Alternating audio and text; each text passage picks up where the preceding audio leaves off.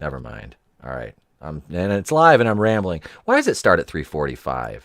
Why is it every time? Welcome to the place to be reviews.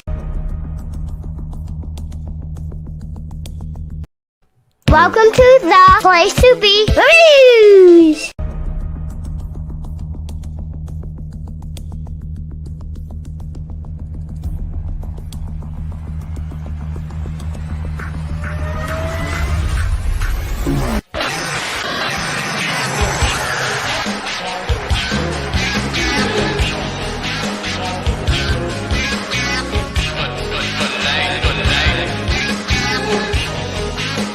The following announcement has been paid for by the New World Order.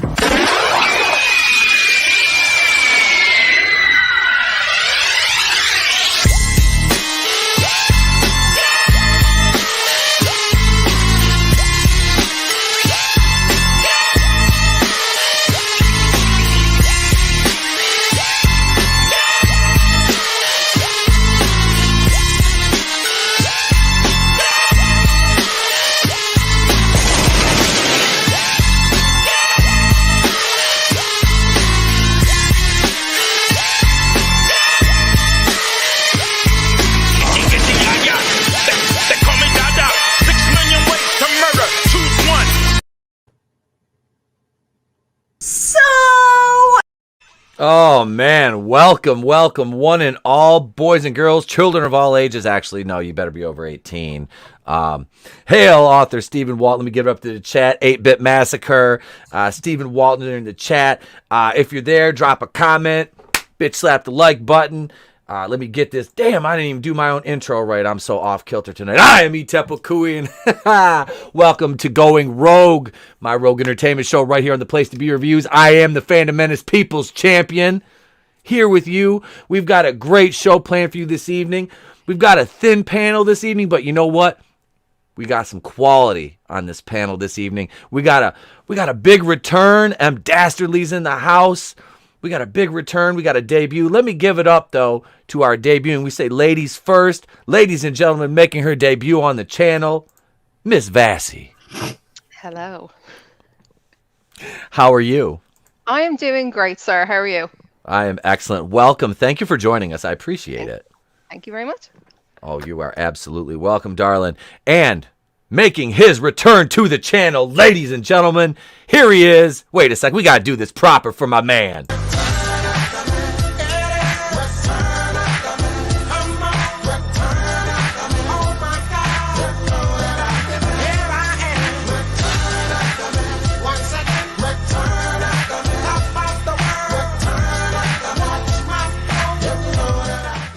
Hello and salutations, it's hello and salutations, it's hello and salutations, it is I, Salty.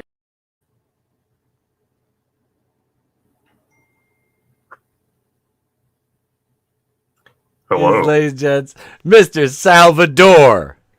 Hello, salutations, it's me, Sal Vador. I have returned to ETEP's channel. So, all you fucking randoms and leeches can go fuck off for a while. Run back to your fucking hidey holes and shit, because you kept my seat warm, that's about all you're good for. So. The savagery never ends. Welcome back, brother. Welcome back. Hey, thank you, I appreciate it. Yeah, I just don't care anymore. I'm calling it how I see it. Goddamn, I love you, man. Welcome back, brother. Welcome, Vassy. We got a big show. Parrot Head's in the chat. He's already called Walton a tree humper. Look at the Fandom Menace Ultron, Keely Chow. There are no strings on me. Welcome, sir. Welcome. I swear to God, you could have a live stream with no notifications, and if it's any way related to the Fandom Menace or Comicsgate, I guarantee you in that chat somewhere you will find Keely Chow in there. You will find he will be there. He is there. He is always there. M. Dastardly says Savage Sal. What is going on, my chat? You guys are great. The Rogue Entertainment chat, one of the best live chats on all of YouTube, which is odd right now because the live chat is not showing up on my phone. There it is. All right. I try to keep an eye on both of them here because one moves quicker than the other. But enough of my problems. How are we doing this evening, folks? Are we good? Did you guys have a good day today? I mean, Yeah, well, I tried my damnedest. I worked night shift, so I woke up about an hour ago. Yeah, I was gonna say you were nights you were on late last night, so yeah, it was it was yeah, I know I kept looking. I'm like, did he see I messaged him yet? I'm like, oh yeah, he's probably not awake. Shit. I got a new couch today.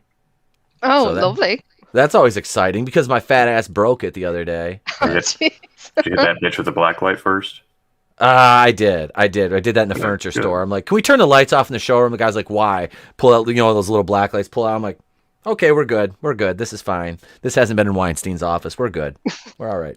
It's only got 3 stains. We're fine. I don't think Jennifer Lawrence was on this one. We're good. We're okay. We're good. But no, seriously though, I got a new sofa. I was supposed to teach on Friday, but I have to go to a funeral. So yay, there's that. What's the difference? I would much rather teach PE than go to a funeral. But I got like K through 8 though. My kids are awesome. My kids are awesome. Let's see. Parrothead says, "How long till you're sleeping on that couch?" I'll 2 probably, hours. as soon as the show's over and I go out there and I sit down to watch something on TV, I will pass the fuck out. And I'm all right because I watched like 4 episodes of The Orville today when I should have been working on stuff around the house. I was like, I don't get to do this that much. I literally just sat down and waited for the delivery guys. My wife's like was in here in my office working, and I'm just out there watching The Orville. I'm like, I'm just gonna watch this because every time I try to watch it at night, I pass out. I love that show. Are you guys fans of that at all, or Actually, never seen it. No. really? Oh my god! I don't really So- care for Star Trek, so the idea of a satire for Star Trek doesn't really appeal to me. Outside of Galaxy Quest, I'm not really interested. It's not really. I don't know. I don't really consider it satire. It's more of a love letter to Star Trek that happens to be more Trek than the Trek we're getting now. I got you. Oh. Which I'm not a Star Trek fan. Don't get me wrong. Like, I mean, I enjoyed Next Generation because it was on when I was a kid. But as far as like being like a Trekkie, no, not really. But yeah, it's the Orville is great. Regardless of Seth MacFarlane's politics and what have you, he really is and it's not Family Guy in space. It really isn't. The second season, like the first season was good. The second season really took off, and I'm kind of sad because one of my favorite characters in the show, she actually just left. But I'm looking back because this season came out, like season 2 came out in 2018.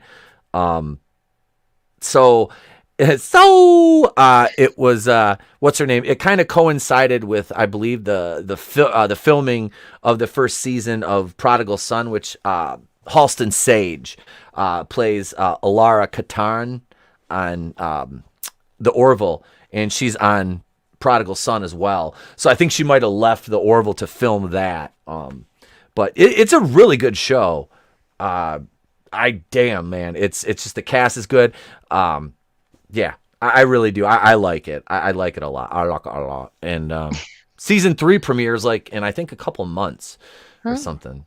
So I'll be reviewing that for the channel actually. I'm gonna review that. I owe you guys a video for the first 2 episodes of the second half of season 2 of Prodigal Son too. I haven't done that. What's up? Oh, look at Clown World Reviews here. What's up, Tony? This live stream is dab, and you should feel a dab. I mean, I took an edible like 45 minutes ago, so I mean, I feel pretty good. I'm loose, I'm all loose, this whole feel good. But let's shall we get into holy shit news? I think we should do that. I definitely. These earbuds are really pissing me off, by the way, too. They keep I couldn't tell where the intro was. The intro froze. Sal's clip froze. I was trying to watch it on my phone, and I know there's a little bit of a delay, so I'm like, please don't let me just sit here looking like, is it done yet? Yeah, this is your guy over here. This is your man's and them. But no, really, like my other headphones are like all bougie and like they have duct tape on them. So I'm like, I'm just gonna wear the earbuds and they're not working. So yay me! Where's the holy shit news bumper? See, here it is. Wait, no, that's just the headlines. Here it is, right here. Let's do it. Holy shit! Are you thinking what I'm thinking? I don't know. Were you thinking, holy shit, a swordfish almost went through my head? Holy shit! Holy shit! And all the assholes want us to shit all over everything. Holy shit!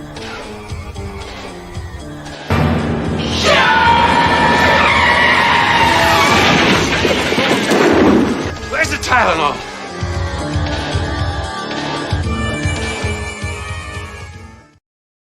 So who wants to hear a story about an Uber driver getting bit? I mean, really, this is real life. Nothing says America more than an Uber driver getting eaten and a ton of pop-up ads here. Damn you, Jack White, go away. Cops. Passenger chomped on her Uber driver. Woman, 55, busted for bloody, unprovoked attack. Man, you're not supposed to bite people. Oh, geez. Okay. She looks like... Doesn't she look like somebody who would bite a cab driver? Yeah. I mean, she looks like the belle of the ball. I mean, this woman is like, I'm sure she's a joy to be around. I mean, I don't know. Complete darling. She's the finest finishing schools on the Eastern Seaboard, and this is the product. Biting an Uber driver at 55 years old. Oh, it's never too late to peak in life, I guess. I guess. Hey, it's Future Boy Kamikaze's in the house. Goober Brothers Entertainment. 8-Bit Massacre. Max Zorin. What's going on, everybody? 8-Bit Massacre says Annabelle Lecter. That's about accurate. Right. That is accurate. A passenger sunk her teeth into the neck of an Uber driver and choked the victim from behind in a bloody, unprovoked assault, according to court records. Police say that Michelle Stillwell, 55, was seated behind the victim as he drove his Toyota near Stillwell's St. Petersburg residence late Saturday afternoon. While the car was in motion, Stillwell reached forward and proceeded to choke the victim from behind. Stillwell initially throttled the driver with her two hands, then wrapped an arm around his throat, cops charged. The driver sought to pull over. Jesus, he was still driving? Managed to crawl forward onto the center console, bite the victim deeply on the neck, drawing blood. Stillwell then scratched the driver across the chest, causing a large red in colored mark with traces of visible blood. The attack did not stop there. The defendant continued to bite, strangle, and claw at the victim, who was unable to defend himself as he was being attacked from behind. The assault ended only after witnesses came to the aid of the driver, who was complaining he could not breathe. If you can say you can't breathe, you can breathe, bud. You can breathe. And I say that as somebody who's been choked before. Willingly, though, and pulled him free from Stillwell's grasp. But that's another story for another stream. That's Patreon exclusive. A photo taken by one witness shows Stillwell splayed across the driver's seat. Another image shows the bite mark on the driver's neck. Oh, jeez. Okay, in the chat right now, if you guys meme that, DM them to me. The Place to Be Reviews at the Place to Be RE1 on Twitter. If you're following me, if you're not, you should, and DM me those, and we'll share them on the air. She's just really into Twilight. Jesus. Oh God, Stillwell was charged with aggravated battery, and tampering with a witness, both felonies. She allegedly knocked a phone from the driver's hand. There was an indication of alcohol influence. I was thinking bath salts myself, but I mean, alcohol, yeah. Depending on, I mean, this is me. That would be like, I don't know if I've never wanted to attack an Uber driver when I'm drinking like whiskey or scotch, but I mean, I don't drink scotch anymore. That's just bad news bears for me, but, so, I mean, what do we think of Miss Stillwell? I mean, she's a peach. She has like Karen face. I feel it's like when Karens attack. You know, she goes right in there. But I love the action shot we have of her literally flying out of the car. That is a beautiful shot. Oh, I can't take these earbuds anymore. There. Yeah, fuck them. I switched back to the headphones. Yeah, I would normally wear my headphones, but we're done with those. I have to. Oh yeah, they're probably still connected. Yeah. See, this is the problem. I am completely an idiot. There we go. All right, can you hear me now? Yes. Can you hear me? Yeah, Oh, I can. I can hear myself. Yep, and that's because I have to switch back to there we go. See? So that's what I sound like. Oh, wow. I never would have known. We have wonderful production values here normally when I'm not an idiot, but today my headphones are not working properly, so I had to switch these up and go with the old ones. So, and they are literally, I'm not gonna be on camera much tonight because this doesn't look pretty right now. But let me get over here to the next bit from Holy Shit News. Let's see here. What do we got? Oh, this is another one. Man, when you break into a house, like if you're gonna break into a house, all right. Now there's certain things you want to take, and there's certain things you wouldn't want to take. What are some things you'd want to steal? Maybe like money, jewelry, a TV, hearts and minds. Yeah, these headphones are not any better. Jesus, help me, Rhonda. I am just having all kinds of problems here tonight. Let's see. But yeah, so TVs, jewelry, hearts and minds, money. No, man burglarized woman's home, stole her sex toys. Police report. And familiar. This is the kind of guy that breaks into a house and steals sex toys. I mean, it's God damn. I think evolution skipped a step here or something. I don't know. Nah, it just looks like a fandom minister, that's all. Oh. Oh, wow. Fight me in real life. That's savage. That's savagery. Oh, I can't. My earphones are flopping around on one side. This is great. Let's see. Who burglarizes a home and steals the residents' used sex toys? That distinction, Pennsylvania cops say, goes to Michael Holden, 37, who is facing multiple charges in connection with a break-in last Tuesday in Tyrone, a borough 90 miles east of Pittsburgh. Investigators allege that Holden, seen at the right, entered the 35-year-old victim's home after she had fallen asleep on her couch. Holden, cops charge, stole $700 in cash, various bank cards, and the woman's sex toys, which were valued at $160. Whew. Oh my God. Cue the Curb Your Enthusiasm music. Dun, dun, dun, dun, dun, dun, dun, dun, dun, dun, dun. Oh God, oh wow. A neighbor who had seen the man entering the woman's home described the intruder. I wonder if they used the word incel anywhere in there. I'm sure they did. I mean, let's be honest. This guy hasn't touched a woman. There's been no incident with him touching a woman that hasn't ended in a restraining order or use of chloroform in a rag. So that's probably why he stole the sex toys, because that's the closest he's gotten in a while. Oh, God. Why is the top of his 8-bit? Your guess is as good as mine. He looks like Brainiac. Oh, God. Look at this is why Lucasfilm deletes the Fandom Menace. It's a skinny version of... I hate you, Parrot Head. God, can't you just go back to making fun of Walton for humping trees? God damn it. Let's see here. Investigators allege that Holden entered the 35-year-old victim's home. She'd fallen asleep. A neighbor had seen the woman describe the intruder, leading the victim to conclude that it was Holden, an acquaintance of hers, who lived a block away. Oh, God. When the woman and her boyfriend confronted Holden, he reportedly admitted being inside her residence and spotting the money on the floor. Yeah, because everybody just throws $700 in cash on the floor. All the time. Yeah, frequently I do this. That's the first thing I do when I come home. It's like, I happen to have $700. Let me just throw this on the floor. What else do you do with your money? Like, I loiter around my house. Right? I mean, I used to I'll shove $100 bills in Kleenex boxes and forget about them and throw the Kleenex box away because, what's money, right? Right? This is funny. Jesus. When the woman and her boyfriend confronted Holden, let's see, where we at? Oh, additionally, a neighbor's surveillance camera recorded a man wearing glasses and a Pittsburgh Pirates cap entering the victim's home. A cop who has had prior encounters with Holden noted in the affidavit Holden was wearing some sort of Pittsburgh Pirates headgear and glasses each time. Holden has been charged with burglary, criminal trespass, and theft. His rap sheet includes convictions for assault, contempt, and criminal trespass, and he's facing disorderly conduct and public drunkenness stemming from an arrest last month. The affidavit does not indicate whether the sex toys or other stolen goods were recovered by police.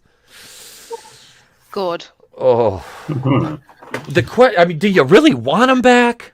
But, like, can you imagine the cop having to bring the evidence to the station and having to log it into evidence, like, having to describe everything? Like, like nobody wants to do that. Oh. Yeah, do you really want to take these in? I mean, good grief.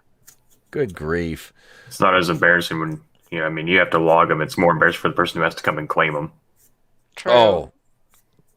Yeah, I swear, baby, it's not mine. It's no. And one penis pump.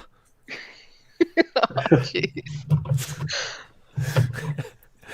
Oh God, yeah, that's This guy, this is not my kind of guy. Weapons of mass destruction, says Goober Brothers.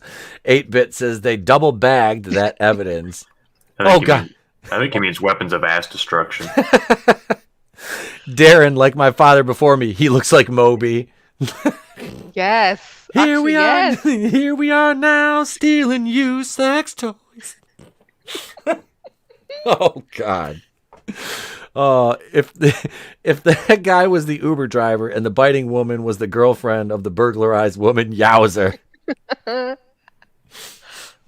Oh, I love it. I love it. Just imagine where he put her silver bullet. Oh God. No. I don't wanna. Sure. Fun fact. I don't wanna. Oh Lord, help me, Rhonda. Let's see here. So we can we'll go from the northeast now. We'll go to the south. The south is always good for some fun stories when it comes to shall we say, human interest pieces such as this. Because there's always a lot of fun crime that happens in the South. No, did they change up the story? I think they did. It's gone. But you know what? There's another good one here. We'll go to. Let's see, because this is still in the South. Here we are, right here. Let's take a look at this now. My God. Released man left jail in a stolen police car. Arkansas, that's what they call it, Arkansas, 33, busted for swiping cops' SUV. April 16th, moments after being released from custody, an Arkansas man yesterday stole a police car that was parked in front of the jail, earning him a return trip behind bars. According to investigators, Cordell Coleman, 33, drove away from the Pulaski County Jail around 2:40 a.m. in a marked Little Rock Police Department SUV. And that Counting Crows guy is looking rough. I was gonna say, well, God, man, he run out of that was it Long December? Was that the song? It was a long waste of time. Yeah, I was never a Counting Crows fan myself. No. A police report notes that the surveillance camera recorded Coleman entering the unlocked 2018 Ford Explorer, which is parked near a jail Sally Port. Coleman, pictured to right, had been released from custody following a public intoxication arrest a day earlier, records show. You know, what better way to celebrate your release from jail than stealing a cop car? The stolen vehicle had been driven to the jail by an officer who was assisting with booking of a prisoner. After completing the process, I returned to discover my patrol vehicle had been taken, the cop reported. Investigators quickly tracked the Hot Wheels to an apartment complex about 10 miles from the jail, where Coleman was found inside the vehicle.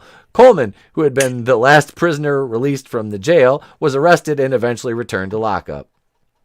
While Coleman was handcuffed in the back of the police cruiser, a dash cam recorded a cop asking him, "What sort of decision-making you doing tonight, man? Why you doing that?" Coleman's mumbling response was unintelligible. Coleman was charged with felony theft. He is again being held at the county jail, this time in lieu of $25,000 bond. You know, I appreciate his moxie. I'll give it up. Yeah, I do. Because that's like that. A couple weeks ago, we did a story for Holy Shit News about a guy similar getting released from jail, and on the way out of the jail, he stole the webcam from a computer on his way out the door. It's exactly the same one I have. He just snagged it off the computer and took off with it. Jeez. Yeah. Oh, JM 2021 says those aren't dreadlocks; they're shitlocks. Hail, Yeah, sir. we know a couple people that have those. Oh yeah. There's a story out there of a guy who wasn't even out the building and he stole a webcam. Yep, that's what we covered that here, Parrot Head. Glinzer, that guy plays way too much GTA. Yeah.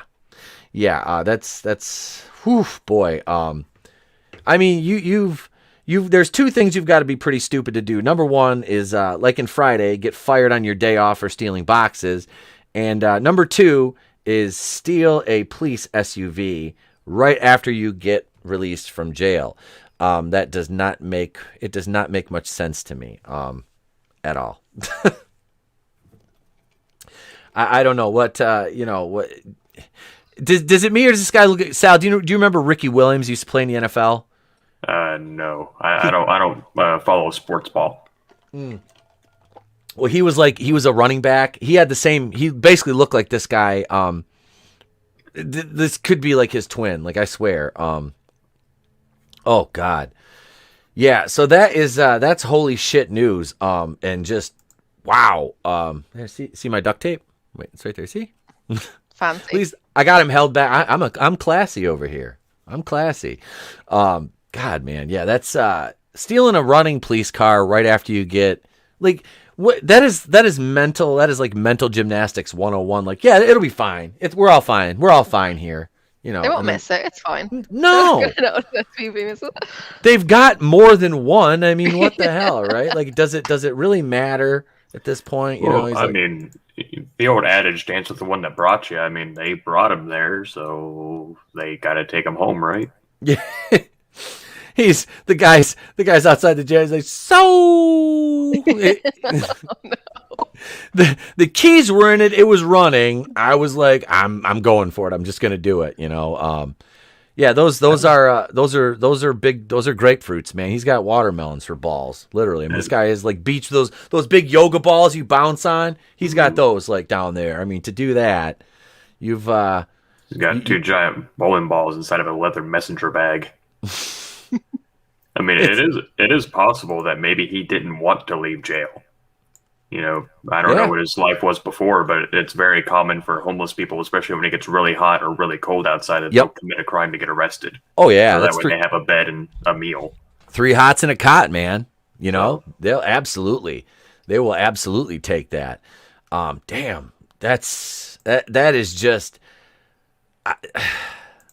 I don't know. I've never once thought to myself that, you know, I mean, I'm not a thief anyway, but I mean, stealing a cop car, it's just like, that's like the last great act of defiance, you know.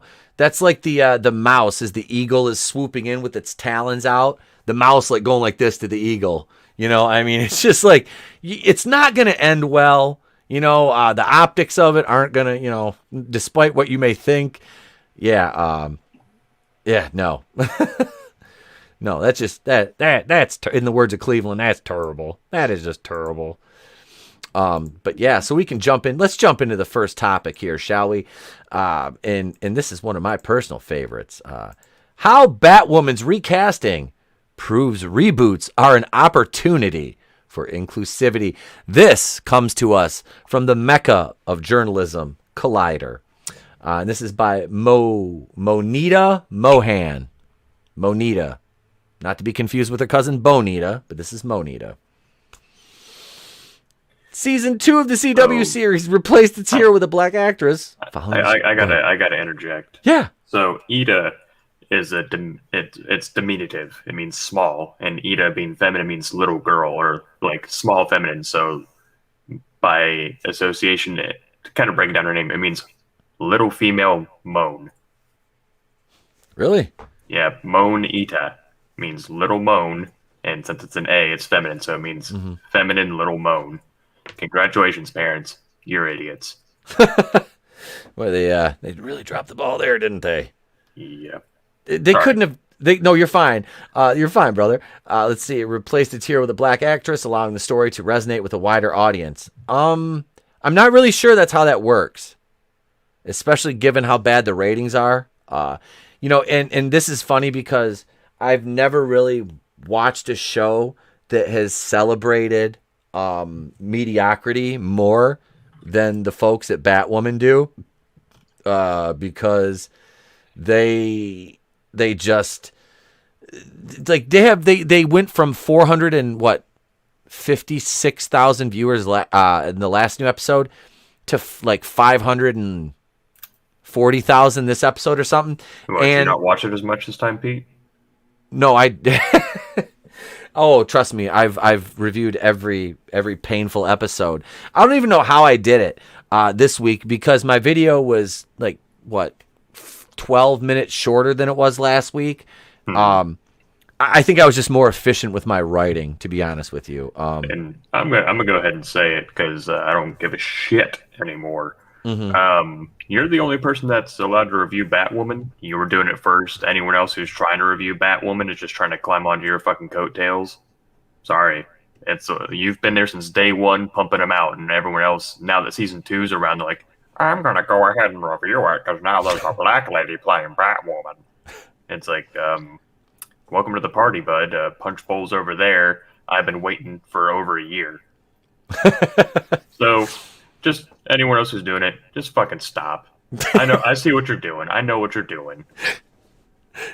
I honestly think the only person who did the entirety of season 1 might have been Thrias Unlimited. He's good for that chuckle fuck. He's one of the only other people I will watch their reviews. I watch him and I watch Az. Az obviously has 260,000 subs. I mean, he's a huge channel. But I like his reviews. His last one was like 40 minutes long. I'm like, it's painful because like what I took, and Vassy knows because I was telling her about the screenshots, how we do screenshots for the reviews, and see it adds nice production value, doesn't it? Oh yeah, and especially clips. I took 350 screenshots for the last video. Wow. Now I don't use all of them. I use a lot of them, but yeah, I took 350 screenshots because I'll screen record the episode. I write my review the night before after I watch the episode twice. Do my screenshots the next morning while I'm going, and then place all the images over everything. And yeah, I just did my 57th Batwoman video, folks. And Sal's not joking. I've been there since the very first damn trailer was released. The very first trailer. I said I'm gonna react to this trailer. And they're, you're gonna review the show or just do the trailer? I said, you know what? Since I'm a man of integrity, I'm a man of my word, I will review this show until the bitter end when it is canceled. That, my friends, was a big mistake. Because here I am 57 videos later, and if you opened up my head right now and took my skull off like the top, like a Tupperware bowl, it's Quaker Oats inside there right now from all that Batwoman. It literally is. I just like, it's smooth as a marble. I don't even know how I remember how to tie my shoes. It's a good thing I just leave them tied and slip them on, honestly. That's why we've moved on to Velcro. I know Trey's Velcro shoes. My son, he's 5. He's got Velcro shoes. Not looking too bad at this point. Not looking too bad, honestly. I feel like Velcro shoes is like that last step when people still have some form of dignity before they move to Crocs. Like, yeah, I still have to like physically attach these to my feet. If I am ever a grown-ass man in Walmart wearing Crocs, I'm really going to look at my life and be like, something went terribly wrong. Where did we go wrong? Where did we go wrong? It's like that Guns N' Roses song, Where Do We Go Now? That's basically it from Crocs. It's like, it's all downhill from there. It is. Coincidentally, after that song, it was all downhill for Guns N' Roses. Oh, what? You're not a Chinese Democracy fan? Neither are they, to be fair. No, that was a horrible album, and yeah, there's no such thing as Chinese Democracy. Let's be honest. But that's another story altogether. Every time you hear of a show being rebooted or a character being recast, fans fear the property they love will be ruined forever. but that's not necessarily the case. Oh, Collider. When Ruby Rose announced her departure from the CW's Batwoman, speculation ran rife about how the showrunners would handle the change in their lead character. Showrunner Caroline Dries, who is absolute garbage, and her team of complete idiots decided to keep Rose's legacy as Kate Kane intact and took a new approach to the Scarlet Knight. The mantle would pass on to Ryan Wilder, a black protagonist played by Javicia Leslie. Why is that such a selling point other than for woke points? I mean, okay, so if the protagonist just happened to be a black lesbian, okay, but when you're coming out and you're like, she's black, she's a lesbian, she lives in a van and talks to her plant and blah, it's like, okay, are we just trying to check boxes here? Like, because literally her character is terribly written. I mean, this character's horrible. The writing is just absolute shite. I mean, it's bad. God, I don't understand how you can have a job writing for a TV show and be Helen Keller at this point. Like, I that's basically who's writing this show. There might as well just be going 1-1-0-0-1. I mean, it's just lines of code. It's garbage. The dialogue is trash. That's the thing. You're wrong. I'm going to correct you. It's not binary code because they're all non-binary. Good night, folks. I'll see myself out. No, it is. It's terrible. The only I don't know. Am I supposed to call them actresses or? I mean, I don't know. I will say the only actress on the show who is worth her salt is Rachel Scarston that plays Alice. Hey, Makani, how you doing, man? Good evening to you, sir. Good evening. Brutal Morning Wood, what's going on? One of the best names on YouTube. I'm a big fan with what Nick says. It just calls them meat puppets. Yeah, that's what they are. They're just meat puppets. The only actors that are worth a damn are usually from across the pond. So, because I look at it this way, every UK, Great Britain actor can do an American accent. American actors who can do a British accent, I think there's like 3. Mm-hmm. So, because they all think that Cockney is like the definitive, accent, and it's not. Look at Walking Dead. Mm-hmm. How many of the actors and actresses on there are from across the pond? Andy Lincoln is the most notable.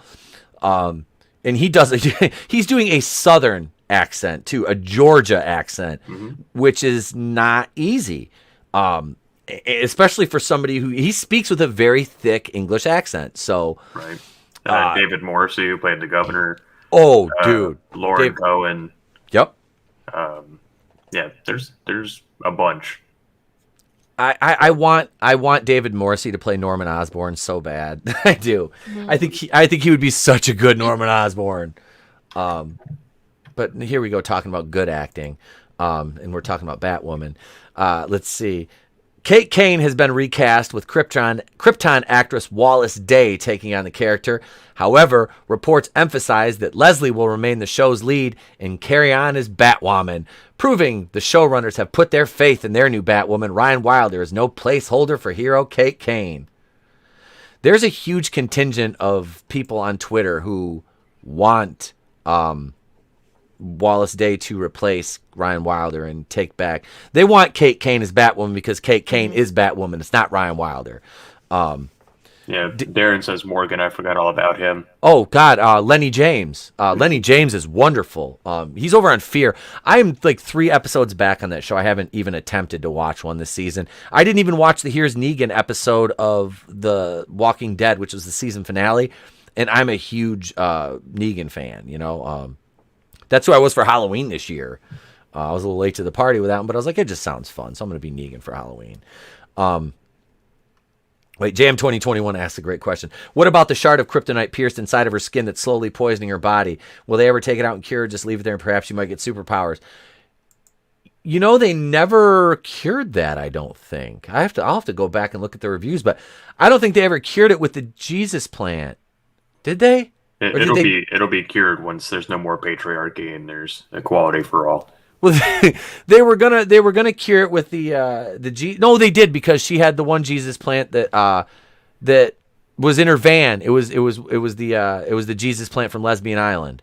Yeah. So all of, you know what, I hear a Jesus plant. You know, oh, it's in her van that is down by the river. I'm like, are you sure it's not pot?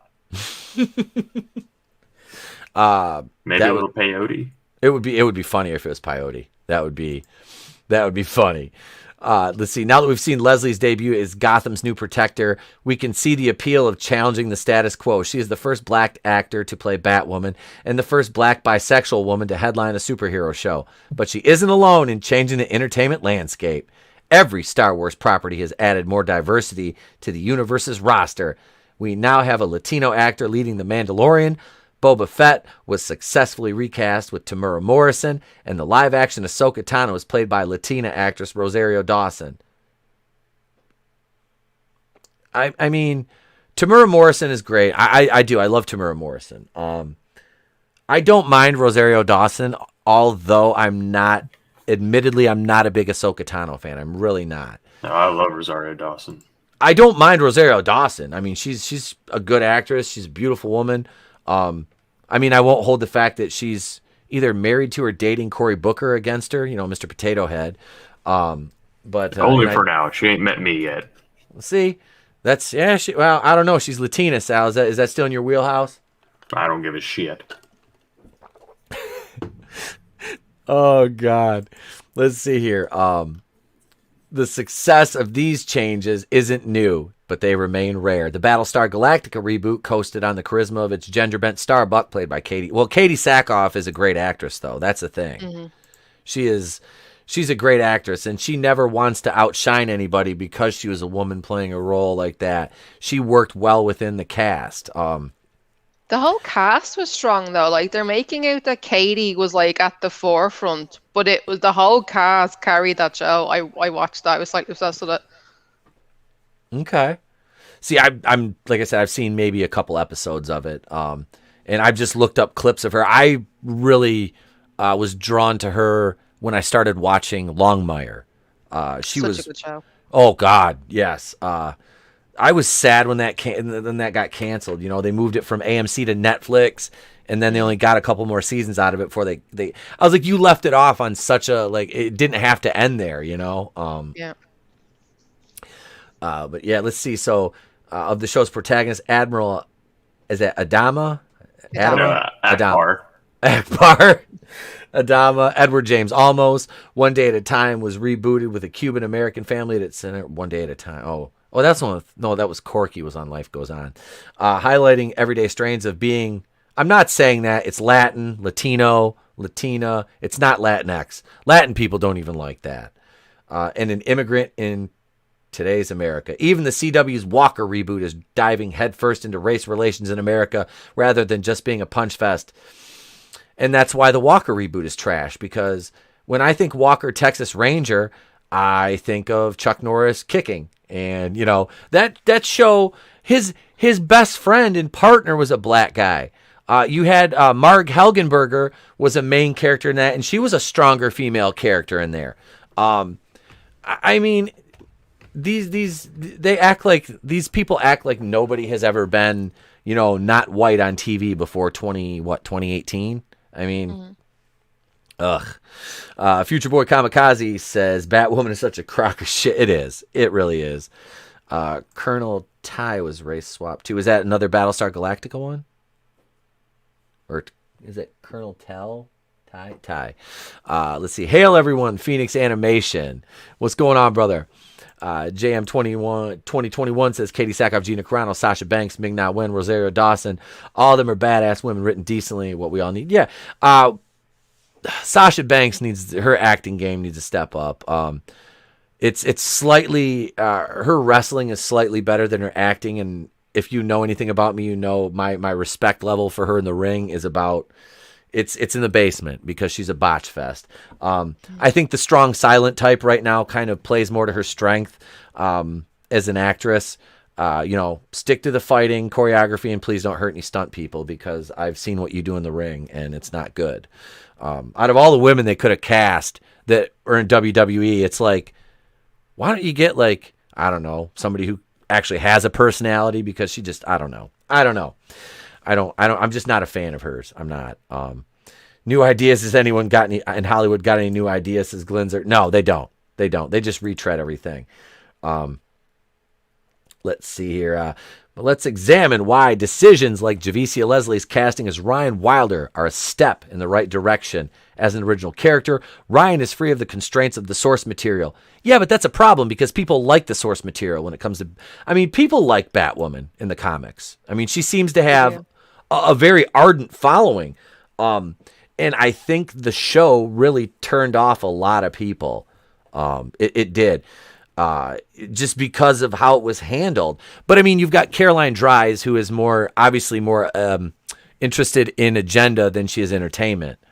And I honestly think a lot of the LGBTQ stuff of hers is self-insert because she herself is a member of that community. And I'm not saying, I have to go Seinfeld, not that there's anything wrong with that. There is not. And I know we make a lot of jokes, but I'm not poking fun at actual, it's just the way it's presented on the show. Like they presented on the show, like 99% of the women in Gotham City are lesbians. Like seriously, like I came up last week with the whole Gotham Lesbian Preservation Society thing, because they're gonna get mad if Mary doesn't, I'm shocked they haven't made her, come on, or well, even we know Alice, she had the relationship with Ocean. Man, it's just this show is just, it's cringy. It really is. I even hate to use the word cringe, but it is. It's just bad. It's terrible writing. Do you find it fascinating how, because I watch on Twitter, a lot of the fans of Kate Kane are part of the LGBTQ plus community, and they're very vocal that this is not our Batwoman. And then I noticed that the male fans who are watching the show are quick enough to jump in the mentions and tell these women they're wrong. And I'm like, they're fans of this character who you've replaced badly. And now apparently with their voice and their opinion, as they should, as members of the community, like this is how they're being represented. And also they don't like the fact that these characters are constantly bed hopping, which I had an issue with as well. I was like, this isn't like the L word. And although the L word broke ground at the time, it turned into a mess towards the end. And Caroline Dries, this is the L word in like the DC skin over it. She's made a soap opera and just stuck DC characters into it. And you can't voice your opinion because apparently we're all wrong, even though we all come from different communities. But she knows best. Caroline knows best. She's just... I started tagging her in my Batwoman tweets now. I tag her and the Batwoman Writers Room account on Twitter, which is, I believe it's verified. So I tag those in my tweets now when I release a Batwoman video. I'm like, bring on the heat, bring on the weirdos. I love, like, I haven't done one in a while where I go to the comments section on the Twitter and just read through the comments. Those are always gold.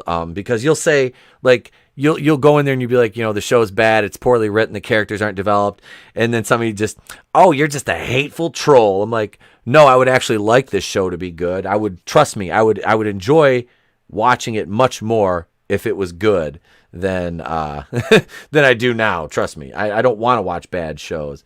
Ellie Moses says, is that Eli? Here for my girl Vassy. Oh, Ellie. Vincent Garzon. Hey, man. Hey, if you haven't yet, folks, if you're not subscribed to the channel here, subscribe. If you're not subscribed to our panelists, 2 Cents Toys, Sal Vador, and Vassy, there are links in the description to this video. And I'm like Ricky Bobby. I don't know what to do with my hands. But seriously, God, these writers are just, they're bad. It's handled, like you said, Vassy, it's handled poorly. They do. It's every woman has to have had like a relationship with Kate Kane. You've got Julia Pennyworth, you've got Sophie, and then even, Ryan, obviously she's a lesbian on the show. So you've got, her ex-girlfriend Angelique, and then, Angelique, it was funny because like last week Angelique got mad at Ryan. oh, well, I was hitting on the crow like Sophie or whatever. And then Angelique was cheating on Ryan. She had the girl in the little sexy panda outfit over her house when Batwoman showed up all twisted up on Angelique's porch, and Angelique hit her in the face with a frying pan like Throw Mama from the train and knocked her over the balcony. So, yeah, I mean, it's poor. It's very poorly done. But do you find it funny as well when we have, like, say, a woman and a man in a TV show, if the woman is having any kind of reliance on the man, there's like, oh, can she not be independent? Can she not do this? But in this show, the women are constantly in like these fleeting relationships. So you're telling me Ryan can't function without a partner, or Kate can't function without a partner, which is now double standards to me. Yeah. Yeah, they don't put stock in relationships. They really don't. Yeah. They're just a means to an end for plot devices. Which, I mean, if you had anything, like, I think honestly in the first season, the relationship with Kate and Sophie, actually at least it was meaningful. That's one thing I can say is Kate and Sophie's relationship was meaningful, while it lasted. But no, I just, they have like, it's so like Megan Tandy now. I feel bad for her. And then, Dougray Scott, every shot he's in, it looks like he's just, one step closer to going Kurt go bang. It is. It's terrible. It's like, in the back of his mind, he's like, I should have been Wolverine. This is bullshit. But they've been like degrading his character, and it's nothing to do. I know there's like this new storyline with him having issues with substance abuse. Yeah. But they just need to put him through the ringer every week. What else are we gonna do? Like, because and I don't like the fact I've covered addiction disorder. I'm a psychology student, and seeing the way it's used to kind of diminish his character really ticked me off, because it's not something to degrade someone with. And I'm like, Caroline, what are you doing? Like, don't do that. I understand she probably has issues with like male characters, but don't use addiction as like a way to bring down who he is or make him look inferior. It's just she has a bit of a nasty side to her, I think. Yeah, they don't care for the male characters.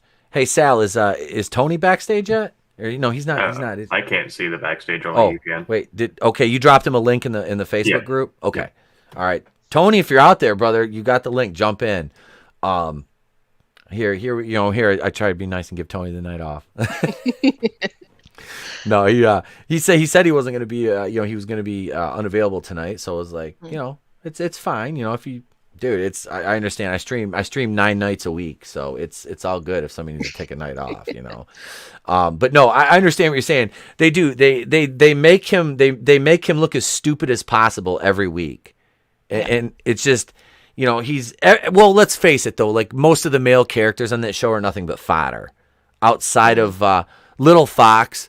Luke, who they gave about 10 seconds of shine to when he shot the 3 guys that were ready to shoot Ryan with the lightning gun in the last episode.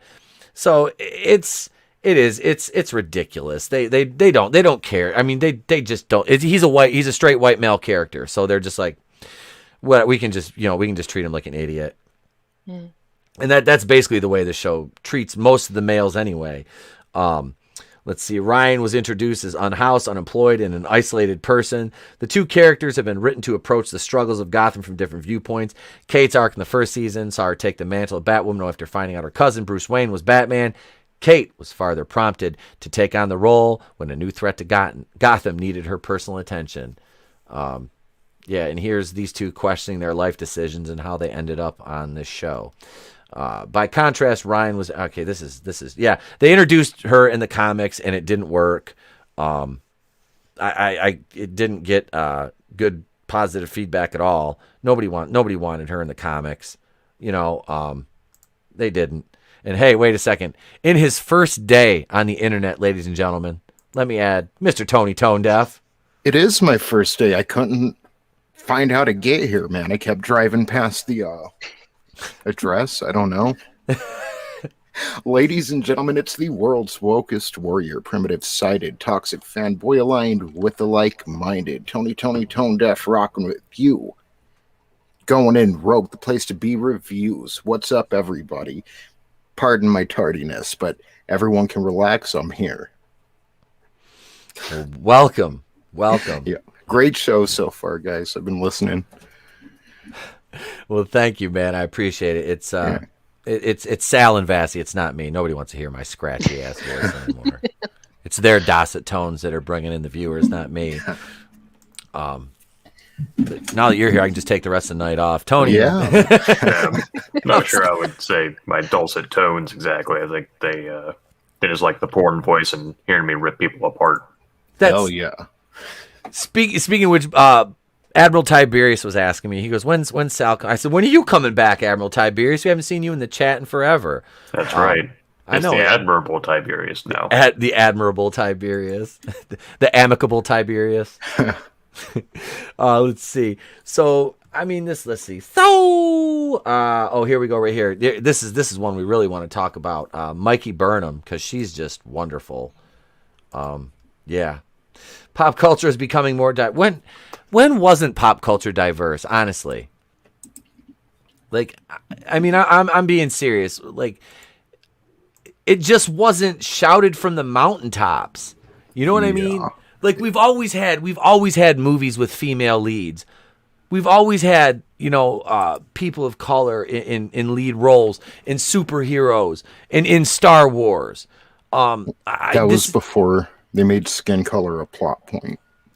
Well, yeah, now who you sleep with and what you identify as is plot points. You're absolutely right, Tony. And it's disheartening to know that this is the kind of information and we're putting out there in entertainment. I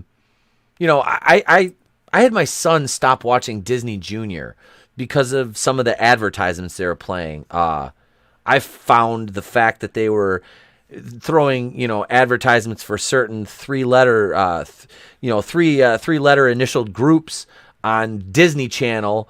CNN. Yeah, we'll go with CNN. Yeah. It's the letter before C, and I think the other two. But yeah, they're putting that on Disney Junior. I'm not even joking. I cannot make this shit up. I was like, no, dude, we're not. I'd rather have you watch the fucking Adventures of Gumball on Cartoon Network, which is probably as bad for a kid as watching like Ren and Stimpy was for like me, is it? Or we turned out okay. Yeah, I'd say we turned out all right. I mean, I've been watching The Simpsons since like it was a short on the Tracy Ullman show in the 80s. Well, let me rephrase that. I quit watching The Simpsons shortly after the movie came out. What was that? Like probably 13, 14, 15 years ago, maybe longer. No. I remember when the movie came out, I'm like, they should be canceled by now. Like, yeah, that came out late into the series. The movie came out like 2004 or 5. I've got a little Abu. 2008. Was it 2008? Mm-hmm. I've gotten a poo around here somewhere. I don't know where he is though. He says, "Please, I'm gouging as fast as I can."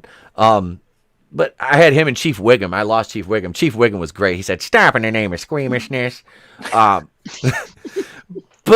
no, seriously, that show should have ended. See, that's the way I thought it was going to do it. I was like, okay, so do the movie and then end the show. You know what I mean? Like, go out on a high note, because the movie was fun. Have you heard the new Dr. Hibbert yet? No. Well, who was it? Hank Azaria doing Dr. Hibbert? Maybe. But it just sounds like, Dr. Hibbert from Wish now. It just sounds so weird after 30 years of hearing this voice. And then my wife will put it on sometimes. So she put the most recent Simpsons on a couple days ago, and it was like it's striking. Like I was over here at my computer doing some work, and I heard something that sounded similar to Dr. Hibbert.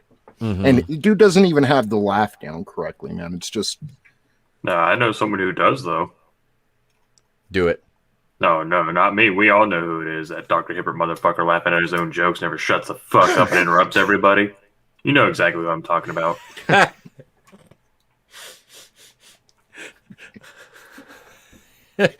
Now here comes the awkward silence. No, I'll fucking say it. Your disease. It's a Festivus miracle! God damn it, Sal. I'm just saying. I know. Oh, so they go on to talk about Candace Patton from The Flash and Anna. Is it Diop or Jop? I don't know how she pronounces her name. No one does. Not even the writers. They just fucking speak and spell that shit. And they're like, yeah, that'll work. But I used to watch. Do any of you or have any of you watched The Flash? No. No. I used to watch it. I heard good things about it at first. Mm-hmm. It was up good up to the end of was it the end of season 3? And I think it was because it went into season 4 and it was just like this is just like okay. I got the musical episode. I even enjoyed that, man, with what's her name, Supergirl and Flash. They were like, it was like in the like a 40s style, like 30s or 40s style, musical. Like there was kind of like the old school gangster, mafia type thing. It was cool. And the guy that plays Joe West on there he can actually sing really well. But I think that was the best I've ever seen Melissa Benoist do in one of those shows, honestly, because Supergirl is terrible. Yeah, I tried watching that when it first came out on CG. Me too. Look, if you can't invest in your CGI, just don't fucking have it. And that's your movies and TV shows. Like, it's so important for that CGI to look up to par by today's standards. And DC, I mean, I'm just picturing Wonder Woman in that mall scene in Wonder Woman 84. It's just awful CGI. It's worth the investment to pay a little extra to get it done properly, because I didn't watch Supergirl or Woman or whatever past the first episode because her flying looked like shit, and like I can't sit here and look at this. I can't. Oh, CBS tossed that shit. Like they got rid of that after the first season, then ended up in the CW, and yeah. This is the last season. I like the girl that plays Lana Luthor on there. She was what's her name? Bryce Dallas Howard's assistant in Jurassic World. Yeah, the needless death. Yeah, when they died, I'm like, why do they have to kill the hot foreign girl? I'm like, why? Because it was funny. I know, it was. The death was funny, but I'm like, God dang it. I was like, why can't you kill one of these annoying ass kids? I'm like, those little pricks were so annoying during that movie. Ugh. Yeah, and I was like, what? Hey, why don't you fly away, little iron boy? Where's your Iron Lad suit, kid? Not so tough now, are you? No. I don't like the new Jurassic World movies. I don't. I see Sal, you reviewed the Camp Cretaceous, a couple of the dinosaurs from that. Well, you're like one of 10 people who saw that, but yeah. Trey was watching that the other day. I want to scroll up here and because I want to focus on this is Starfire. This is from season 1, and people called anybody who called this look bad for Starfire racist. That looks like awful. That looks like a stripper. Yeah, that's what I thought when I saw her. Yeah. I mean, her costume in season 2 looked much better. And then they're like, oh, you're just mad because you're racist because I was like, well, Starfire, she's an alien. She can be whatever. It's like, well, I'm not saying that. I'm just saying make her look better. Like, I don't even watch Titans, and I'm like, I've seen enough of the Teen Titans and Teen Titans. This is not, in comic, this is not what Starfire fucking looks like. It's insulting to the actress. Yes. Like, you should have more pride in her as an actor. Like, quit thinking about skin color for a minute and think, hey, she gets to play Starfire. She should look her best. It's going back to paying a little extra to have everything up to par. Yeah. It literally makes no sense to you're setting her up to fail. You're setting her up for criticism, and then your automatic default defense is racism. Can we call them racist for changing her outfit then? Yeah. I would go more along the lines of, oh, so you must be just misogynist because you're dressing her up like a stripper. Are you internalizing things? Not to say that there's anything wrong with strippers. If hey, if you're an exotic dancer, do your thing, make your paper, boo boo. I'm fine with that. I don't care. Start your OnlyFans. Be an entrepreneur. I don't care. It's fine. We're all fine. Just a weapons malfunction. How are you? No, but it was a bad look. It was terrible. It really was. Don't treat your stars how Bill Burr treats his minority sex slave wife. Oh.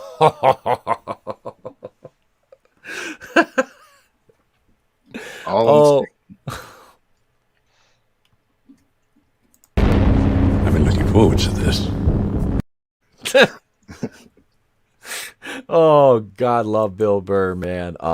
Yeah, his wife shut that shit down.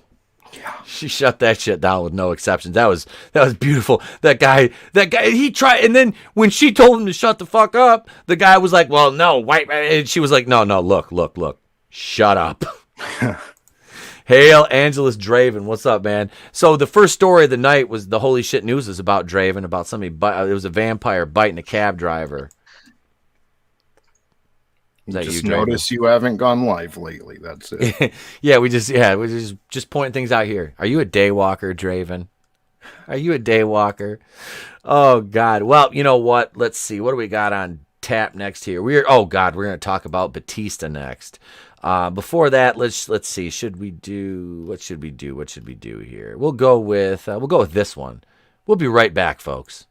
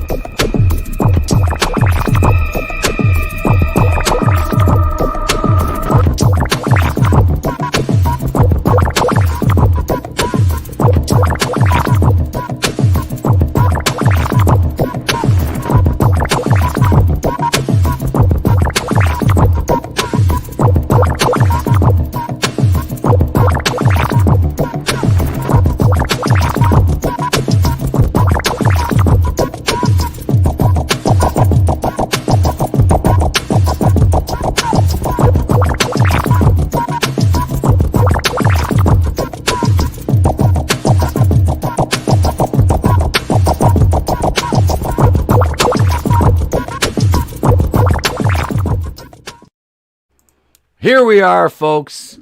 IndieWire.com. Dave Batista held a meeting with Warner Brothers to tell the studio he's going to play Bane.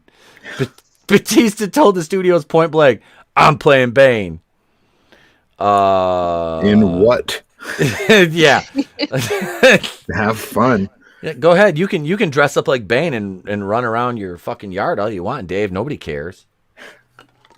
Bane's not 60. I was gonna say, yeah. Batista's like in his 50s. I'm all for it. I mean, at this point, why not? He's gonna be like 75 the next time he plays Drax when Guardians of the Galaxy 3 comes out in 2065. I mean, fuck it. I mean, if fucking Arnold and what's his nuts, fucking Sylvester Stallone can keep playing Rambo up into their like what? How old are they? Oh, Arnold's my dad's age. He's like 72. Right. I mean, they're still in shape with it. I mean, fuck it. Bane's going to be what? Probably mostly CGI anyway, based on Hollywood trends. As long as they make him Cuban, like he's supposed to be, I don't care. Oh, Bane is supposed to be Cuban? Yes. Cuban B! There's right. a little half-baked. Cuban B! All right. That's why, like, the Arkham series for PlayStation, Xbox, whatever you're playing them on, that's the best Bane for me. Yeah. So. You mean played a little bit of that. Tom, I didn't like Tom Hardy as Bane. I mean, I'm not a I like Tom Hardy. I do. I just didn't like that movie. I thought it was ridiculous.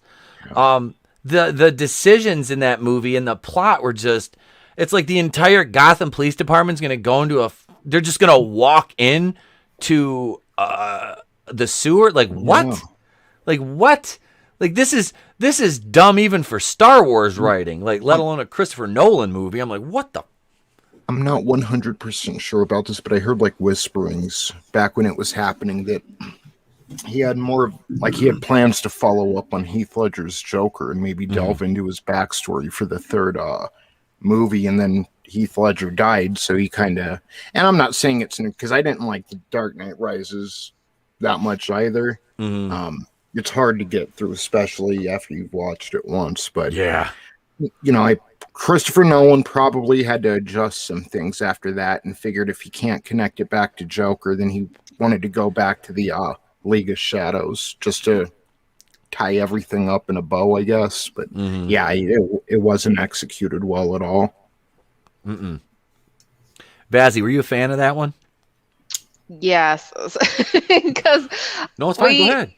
It's like Batman's such a big thing here, so it was like one of those event movies for us. So like the lines are out the door, but Tom Hardy is a bit of a favor here as well, and Cillian Murphy, because I know when Cillian did an interview, apparently the court scene, and he's like the judge. He said originally the idea was for Heath to come back and be the judge for the court that were adjudicating all the rich people, but Cillian had to step in. So it was a big event movie here anyway, so it was kind of what all the Batman fans, and then everyone cheered, and then do you know when the cops have their little stampede and there's a gigantic fight scene, the whole cinema erupted. It was all cheering and stuff. So I have like huge fond memories of that movie. Okay. But, it was an experience. Like, and I miss those times because how like Godzilla vs. Kong was back to event cinema again. But everything like those event movies, I always have a little special place in my heart. Yeah. No, that's fine. And I'm not knocking anybody for liking the movie. Me personally, I had issues with it. Now the first one was at Batman Begins. That was good, set up a lot. The second one with Heath Ledger, obviously my favorite. I'm not a huge Christian Bale Batman fan. I respect his his take on the role. I really do.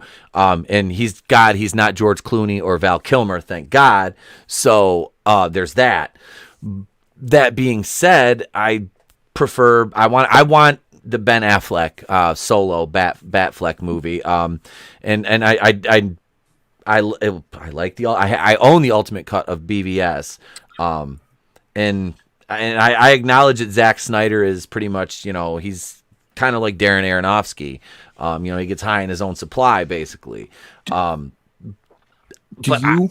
don't want to see more Snyder. I don't. I want to see somebody else take over and do the Batman thing. I do. Even though I think he's kind of a good fit for Batman. Batista as Bane, I think would have been better maybe like 15 years ago. Yeah. When he's not almost 60 years old, but I don't know. The guy's still in great shape. Don't get me wrong. He's still a fucking monster. And I'm going to watch that. Was it Army of the Dead? Is that what it's called? The Zack Snyder movie with him? I was going to say Army of Darkness. Yeah. No, that's a good movie. But no, is it Army of the Dead, the new zombie movie? Batista's in it by Snyder, I think. Yeah. Sure. Yeah. Do you know what that's coming? What that's going to drop on, Vassy? Is that going to be on like pay-per-view, or is it Netflix? Or it's Netflix. It's either the 23rd of May or the 25th of May. I have so much stuff written down for movies coming out, but it's in May.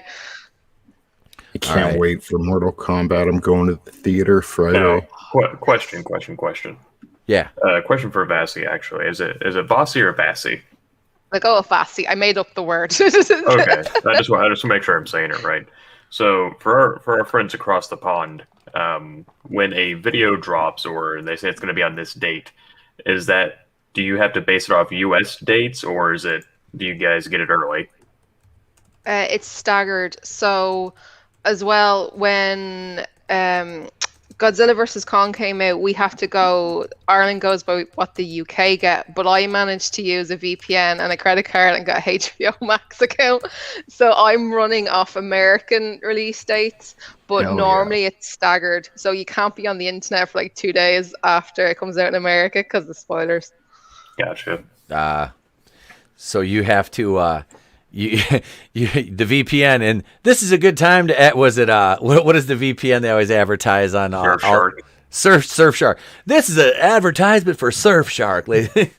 I'm going to say this for anyone who's listening. If you have a sponsor for your video, turn off the goddamn ads. I don't want to watch a fucking ad, like 5 ad breaks in your fucking video and you're like, this video's sponsor. It's like, motherfucker, you're getting paid directly by them. Turn off the goddamn ads. I have YouTube Premium, so I never deal with ads. I That's one of the bonuses about YouTube Premium is there's no ads. When I watch I was like, this is spoiling me. This is spoiling me. Vassy, I'm gonna have you when I come out with either the comic or the novel, I'm starting to work on here. You're gonna do the audiobook version of it. I hate my voice. Everyone's really nice to me on Twitter and like, oh wait, your voice is really relaxing. And I was like, I hate my voice. And then they're like, your accent's also like really light. And I'm like, no, it isn't. But it's because Americans love the Scottish burr. Yep. I could listen to you read the phone book. I'm not even gonna lie. I seriously could. I'm not even gonna lie. But no, this Batista and Bane thing, I hate clicking on IndieWire articles because I swear to God, this Zach Sharf guy is the only person that works at IndieWire and writes articles.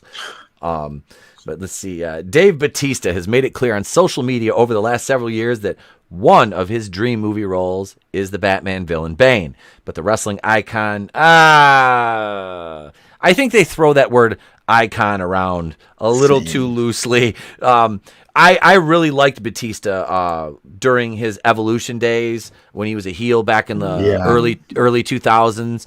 And even up. Go ahead, Tony. I'm sorry. I was just gonna say when he went solo, I didn't care about him as much. But this is twisting Triple H's anus reading this article, so that's enjoy. So I mean, every role Batista gets, Triple H just dies a little inside, between him and Dwayne Johnson. So now maybe I am okay with this. Triple H always he thought it should have been him, because he's still clinging to Blade Trinity. Oh, I'm a movie star too. I carried around the little dog. Look, dude. They're talking. The Peacock streaming service removing the content from the WWE library. I wonder if they're gonna remove the segment where Triple H had drugged Stephanie McMahon and taken her to a drive-through wedding chapel, even though they are married in real life and have been for 20 years. I wonder if they're going to remove that. Well, what about Katie Vick? Oh God, yeah, I talked about that in my wrestling video. The Katie Vick thing. It's like, Vassy, you're not a wrestling fan, are you at all? I watched it during the Attitude Era, and then I am watching AEW at the minute. Hell yeah! So right. I have a bit of a gap. Wrestling. You just like quality. Yeah, Yep. So do you remember the Katie Vick segment with Triple H? I felt like he did something inappropriate. Well, if by inappropriate you mean dressing like Kane and having sex with a blow-up doll in a coffin. Yeah, well, it was supposed to be a corpse, but it was a blow-up doll. Yeah, but they did have sex. That's what's important. They did. There was probably it wasn't simulated. Doesn't matter. Had sex. But yeah, that was. I was like, I wonder if they're going to remove that. What was dude's name? Who punted Kane and Lita's baby into the audience? Oh, Snitsky. Snitsky, please don't remove the baby. He grabbed that baby and just punted it into the crowd. That was like, holy shit, that was funny. All the equity building up from wrestling through 50 years. You've got Hogan versus Andre, Austin versus The Rock. You've got Ric Flair versus Sting. All of that was built up for that baby punt. Yep. Totally worth it. Also, we have the Big Boss Man feeding Al Snow his chihuahua. Why is the baby punt not in your intro? I need to put that in the intro now, actually. The baby punt needs to go in the intro. Mae Young giving birth to Mark Henry's hand. I mean, we had... didn't make it at the Royal Rumble. Yeah, she did. Royal Rumble 2000. Remember when she got topless? She wanted to show the puppies off to King. They were Shar-Peis, but... 85-year-old woman. Those didn't even look like titties. They looked like a new organ.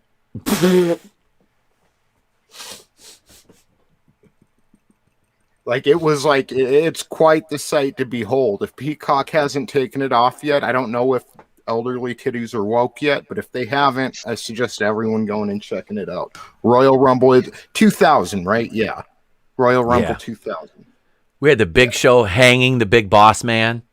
Literally hanging him. from the steel cage. 99, yeah. Yep. From the Hell in the Cell. Mm-hmm. God, that was a terrible match because it was him and Albert. It was Bossman and Albert versus Big Show, I think it was. That was just terrible. But yeah, before we went on that segue, so let's see. Batista revealed he organized a meeting with Warner Brothers and DC Films to more or less demand the role of Bane whenever the studios decide to revive the villain character on the big screen. I want to play Bane so bad. I went to Warner Brothers, had an appointment with them, had an appointment with DC, walked in the door and I said, I want to play Bane. I'm not kidding. They were like, whoa, we're not even casting Bane. I was like, I don't care. I'm playing him. I mean, is that how that works? Because if so, I'm gonna, Batista. Yeah, it's worth it just to piss Triple H off though. Yeah. It really is. Let's see, given Warner Brothers is about to embrace the multiverse. I mean, you've got the Flash movie, like they said, you've got, the Batman, which that's supposed to be a trilogy. So I don't know. I mean, they technically could bring the character back, but he doesn't translate well on screen, I think. He was good as Drax. He was good as Drax. Not Batista's fine. I mean, Bane. I had the breaking of Batman, and I mean, it's such a badass character. If I'm not mistaken, he was a new character, introduced for the breaking of Batman, and he was just such a badass. And then Batman and Robin came out and they turned him into a joke. And then Tom Hardy, it's just, for some reason, it just didn't hit right. I think he would be great as Bane. I didn't like the voice as much. But I don't know. It just, he hasn't. That's how I feel. That's how we feel about Spider-Man, though. I don't think we've had the right Spider-Man yet, and that's unpopular. People go, well, what do you mean, Tobey Maguire? But just in my opinion, we haven't had that right person yet. So I mean, same with Bane, and we've had him twice now in the past, however many. I don't know. I would be okay not seeing Bane again for a while. Yeah, I love Toby as Peter Parker. His Spider-Man the movies are the best. Those are the best movies. I think Toby was the best and worst Spider-Man, if that makes sense. No, it does. He has range. Yeah. We talked about it a little bit last night about Spider-Man 3. How if you would have taken Venom out of that movie, you really had a good movie, because Sandman was a damn compelling villain, and he was developed. He was really, they developed the Flint Marko character pretty well in that. What did Draven, you son of a bitch. He says Toby was terrible. I will respect your opinion, even though you're wrong. I'll respect your opinion. My problems with, I had problems with the Venom, but there were so many other problems with Spider-Man 3, including Bernard, he was just kind of weird. Hey, I talk. Yeah. Okay, after 3 movies. Yep. But I mean, I always bring it back to the scene where Harry got amnesia when he was chasing Peter down the alley. That was just such a poorly executed scene, in my opinion. Yeah, it wasn't good. It wasn't good. I mean, that just had nothing to do with Venom, and then Sam Raimi mentioned, I remember he said in an interview, he didn't understand the character of Venom. And that's when he didn't want to put him in. And it's I don't know. I just don't understand how you can't understand Venom. Yeah, that was all Avi Arad. That was studio interference. That's Sony, though. That's what they do. And I say that as somebody who's kind of a Sony I'm kind of a Sony apologist, because the MCU has just broken me so much. and we're gonna talk about that because about the New Deal. I didn't even get an article for that. If you've got one, pull it up, drop it in the private chat. We'll throw that up. Yeah, because they did sign a new, was it a rights deal with Sony? They're talking about Spider-Man might be coming to Disney Plus. Yep. Yeah. Now, Angelus Draven says, Emo Parker, need I say more? Hey, I got no problem with dancing Toby. I love that shit. I do that dance daily in my house. I'm not even going to lie. There'll be random times I'm just just for no reason, because that wasn't bad. It was funny. Yeah. It was funny, and those movies had that good blend of the drama and the comedy, and it was just a great amalgamation of everything. We were in the emo era, so yeah, it was kind of funny to see Parker walking around like I hate my father, slashing his bangs all over the place. That was great. If it wasn't for emo Parker, we wouldn't have Bully Maguire videos, and that shit is hilarious. Yes. Yes, emo. Oh God, Glinzer, emo Wakuya. Can't you guys just go back to thinking I'm Egyptian again, please? Glinzer's on fire tonight. Glinzer is on fire. I need to hang on a second here. I gotta play something for Glinzer. Let's see. What do we have? What do I have that's good for that? Let's see. I don't have like a best comment GIF yet, but I'll give you this one just because I haven't played it yet, and I'm looking for an excuse to because it's been since Monday, and well, everybody likes The lesbian! There you go. There's my favorite Batwoman GIF. Yeah, how is that related to Batwoman? Well, watch my reviews and you'll know. There's a teaser. Oh shit! Another monster says, "Sup, y'all? Relax. I'm here now. What's going on, another monster? What is going on, sir?"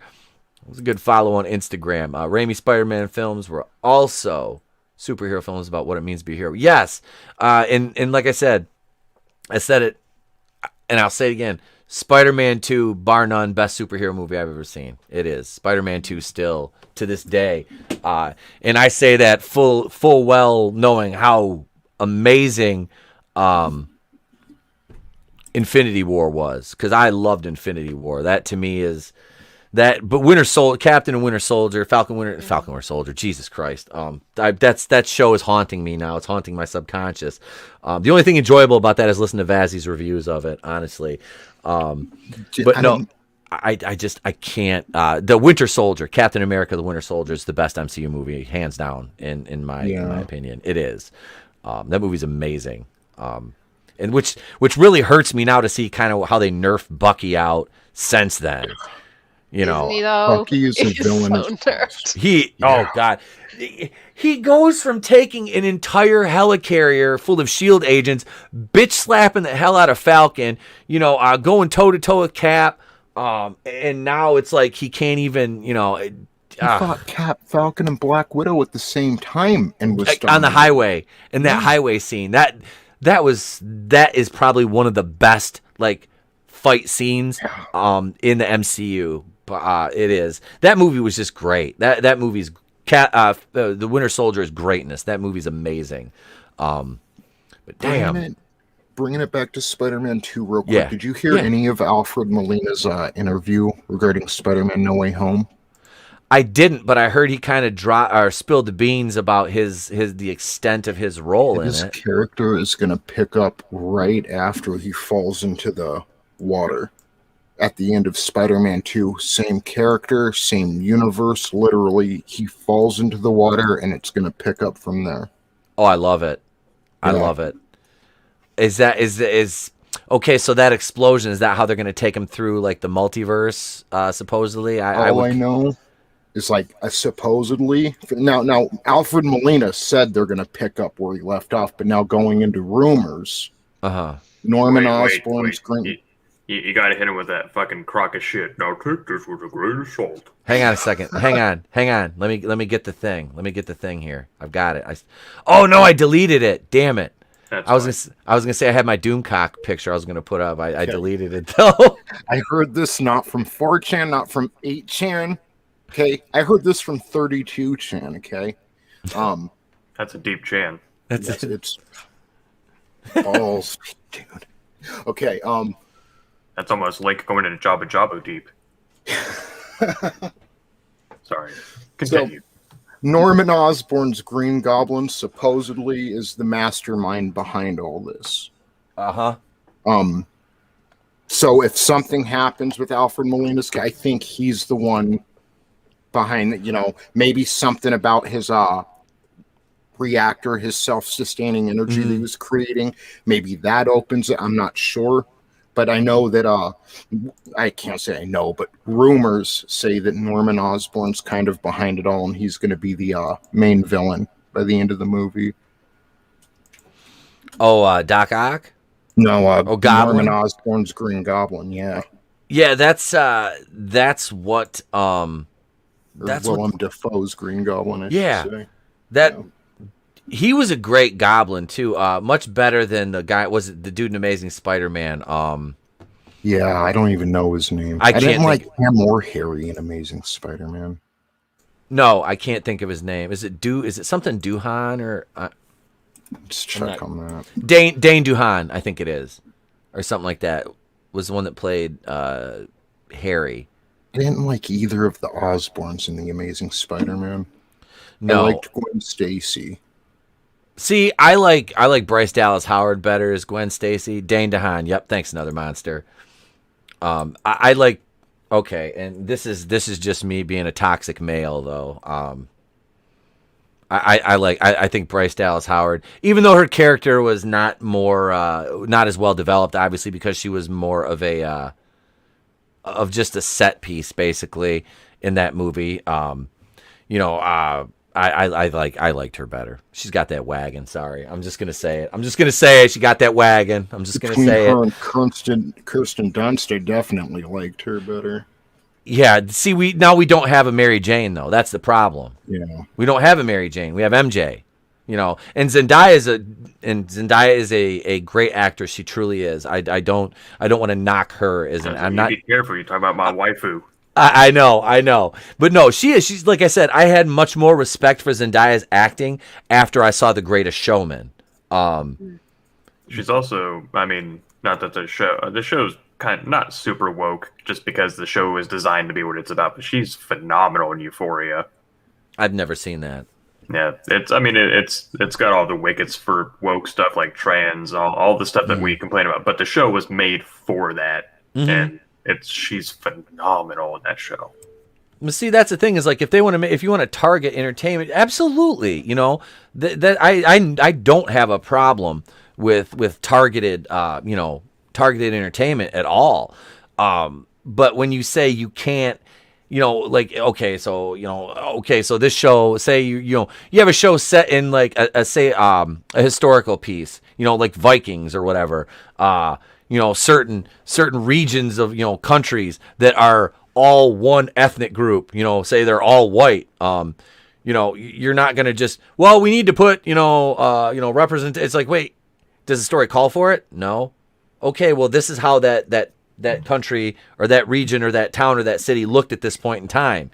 You can't artificially put it. It's like making Anne Boleyn black in that is it the BBC doing that? Mm-hmm. Yeah. Spoiler alert, she gets her head cut off. Yeah. It's like, okay, so they're against all this, you got to, lift, make these female characters strong. It's like, do you really want to race swap a character who gets her head cut off and and basically is the villain of the story? Have you people ever seen the movie The Other Boleyn Girl? Anne Boleyn was shady. She was shady, but they're like, whatever, it'll be fine. It'll be fine. Yeah, he was married to, I think it was Catherine of Aragon was his first wife, and that was his brother's wife. So I wouldn't want to be married to my brother's wife either. No, it's like that. That's her history lesson for the night, folks. It's like that. It's like that scene in. I was just talking about this with one of the other dads today. We were waiting to pick the kids up at school. We were talking about Sons of Anarchy because the wife's watching that right now, and I said, they're over, and I was telling Vassy before we went on. I was like, I'm to the part where they are in Ireland and they're in Dublin, and they're working with the NRA and shit. Yeah, and Jax almost bangs his sister. I'm like, whoa, settle down there, Luke Skywalker. Game of Thrones. Shit. It was very Game of Thrones-esque. It was very, and I've only seen like 4 episodes of that show. I've never even seen Game of Thrones, and I know about the keeping it in the family. There's you got the incest and the peen. It's all over. It's everywhere. I don't remember the character's name, but he's the Irish character. The scars on his face. That's from an actual Glasgow smile that he got. That Chelsea grin. Yeah, he was in. So that's not makeup. So that actually happened to him. Yeah, because he was in Robin Hood, and he was the bad guy in one of my favorite movies, All About the Benjamins. He was he was the bad guy in All About the Benjamins with Ice Cube and Mike Epps, man. I can't think of his name, but yeah, I was like, because my wife's explained to me because she's watching it. I'm not. I'll catch an episode or so with her. But like I said, I'm all hooked into the Orville now. She's watching that. What's up, Frankie Knows? He says Red Gaze sent me here. What's up, people? Well, hail, Frankie Knows. What is going on, brother? Oh God, no step lovers with a slow hand. I love the Rogue Entertainment chat. You guys are amazing. Thank you all. You guys are amazing. But let's jump into this. We're gonna start off the Marvel before we get into the Falcon and the Winter Soldier stuff. Let me see here. Let me go over to I want to take a look at this Spider-Man article because I had another one pulled up, but I don't really want to say Simu Liu all night. Am I saying his name right? Is that how you say his name? Nobody will tell me. Damn it, I don't know, and I'm too lazy to look it up. I think he I'm doesn't saying know either. It's fine. It's fine. It's fine. It'll be fine. We're good. No, I don't know how to say his name, but like I said, Shang Chi just looks like Marvel Combat. That's what I'm gonna call it. It looks like they're the Marvel take on Mortal Kombat. Not even the that movie doesn't come out until the 23rd, I believe. And there was someone in the WCBS group said that they'd already seen it and that it's trash. And I'm like, I'd love to know how you got a screener's copy this early. Yeah. Please tell me, Rando, how did you get a screener's copy? Right. You know, it's like, this is your second post ever in the group, and who are you? Yeah, I would stupid commercials. I would pay to see Dune early. That's one I really Zendaya's in it. I was like, speaking of Korath, that's how I feel about most of these people. I'm just like, who? Like, I don't know. Not to toot my own horn or anything, but just saying. I can't be arsed to keep up with all these people.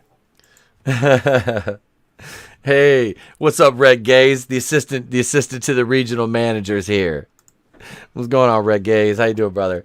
No, we're over here on Variety. We're gonna check out this article real quick. This is Disney and Sony set massive movie deal bringing Spider-Man films to Disney Plus. I wonder if they're gonna put warnings on any of those. God damn it! I tried to click the little X, and this is what I started. Come here. This thing doesn't look at it. It's like click on the X, go away. It won't go away. I'm done with you. I'll just ignore you. Disney. Click on my X's and make them go away. Disney. One of mine has a kid in it's not my kid. It's her husband. It's her and her husband. That goes to my son's school. And it's been terribly awkward all year. And we were in line the other day, and I finally just started joking around with her, and she finally loosened up a little bit. I'm like, okay, it was like seriously like 18 years ago. I don't even know why. I don't even know why you're still mad at this point. You're married and have 2 kids, and I've been married for 10 years. Like what is the deal? But no, people are weird. People are strange and just peculiar animals. Disney has set a massive movie licensing pact with Sony Pictures for the U.S. that promises to bring Spider-Man and other Marvel properties to Disney Plus, starting with Sony's 2022 release slate. The wide-ranging deal, which runs through Sony's 2026 theatrical slate, also calls for Sony titles to run across Disney's array of streaming and linear platforms, making it unprecedented in scope, as it covers Disney Plus, Hulu, FX Networks, ABC, Disney Channels, and Freeform. See, when I have to say that Disney owns all of those, that's a monopoly. I'm sorry, it is. It's ridiculous.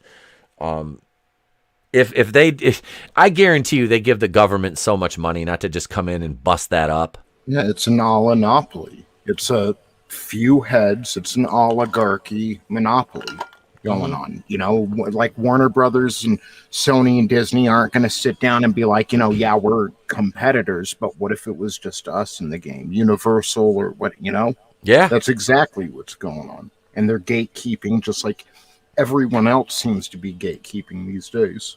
Mm-hmm. It is, man. It's ridiculous, dude. It is. It needs to stop. It honestly does, because it's hurting. It's hurting more than it doesn't help or enhance anything. It really doesn't. owning all that for that's another topic though. Let's see. So we've got the agreement comes on the heels of Sony's output deal with Netflix for titles in the lucrative post-theatrical release pay one window. The Disney deal covers subsequent TV windows, meaning the titles will land on Netflix first, about 9 months after the start of the film's theatrical run. Disney is scooping up for multiple platforms the windows previously reserved for ad-supported cable and broadcast airings of movies.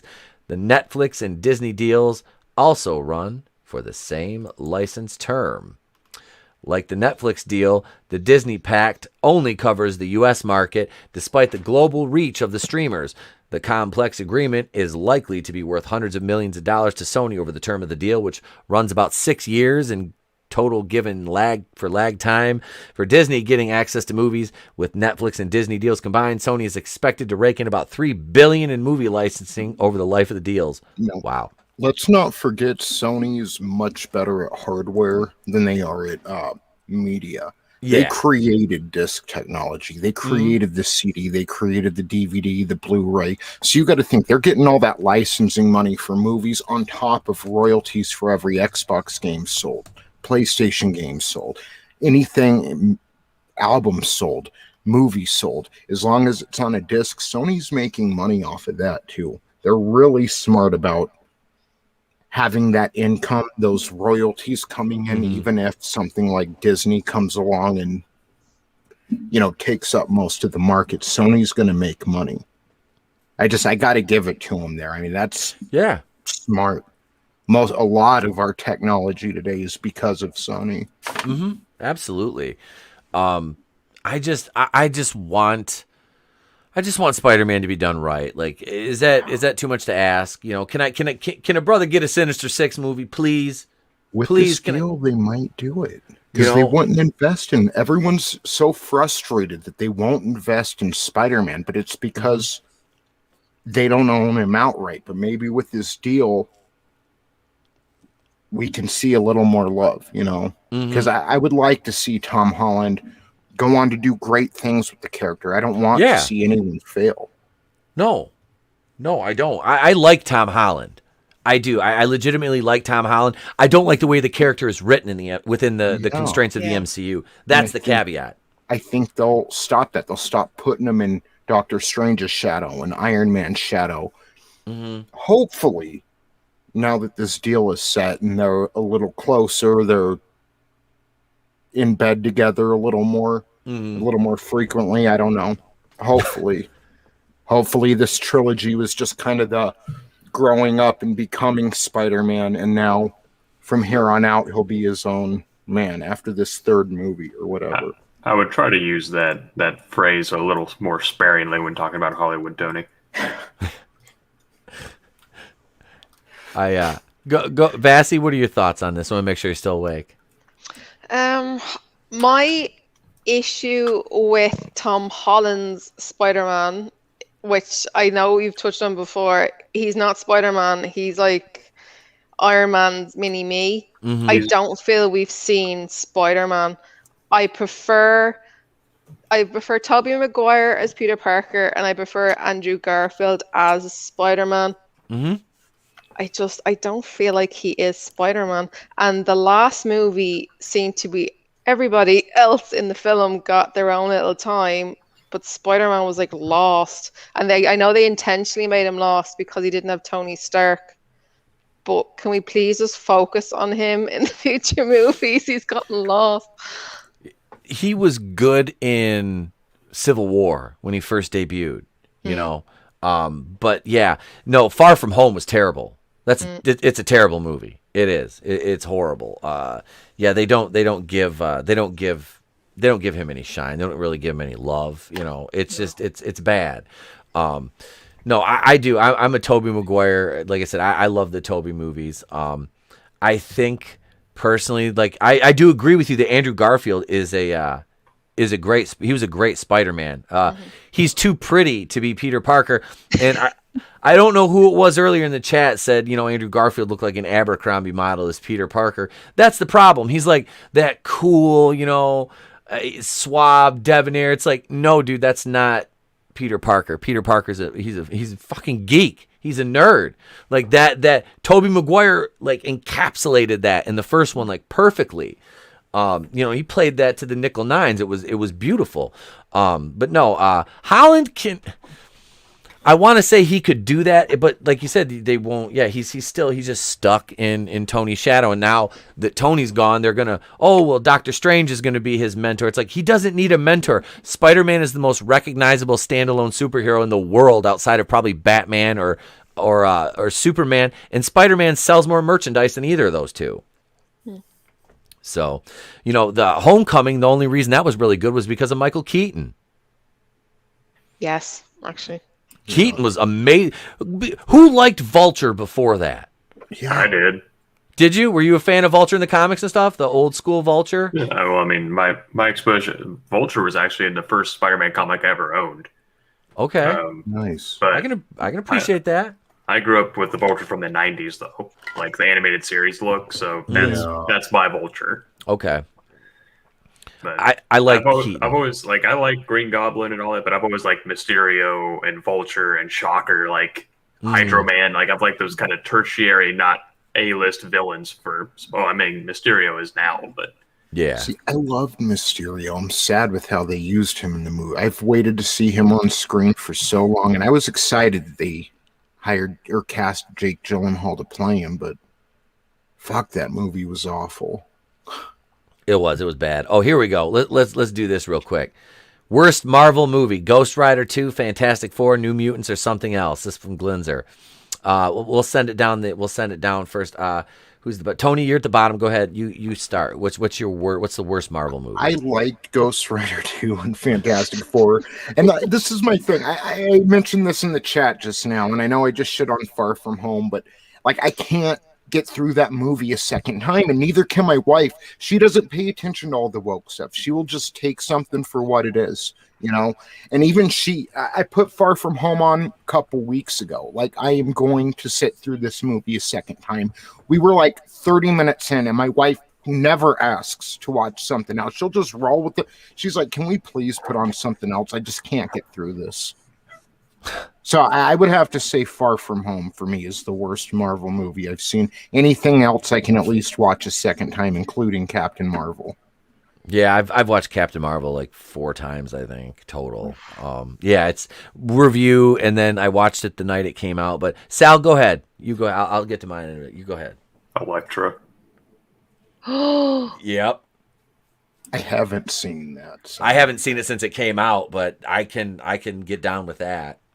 Yeah, that's my pick. I mean, I was assuming MCU, but he's got Ghost Rider and Fantastic Four in the question. I mean, I thought even Van Stick was better than that movie.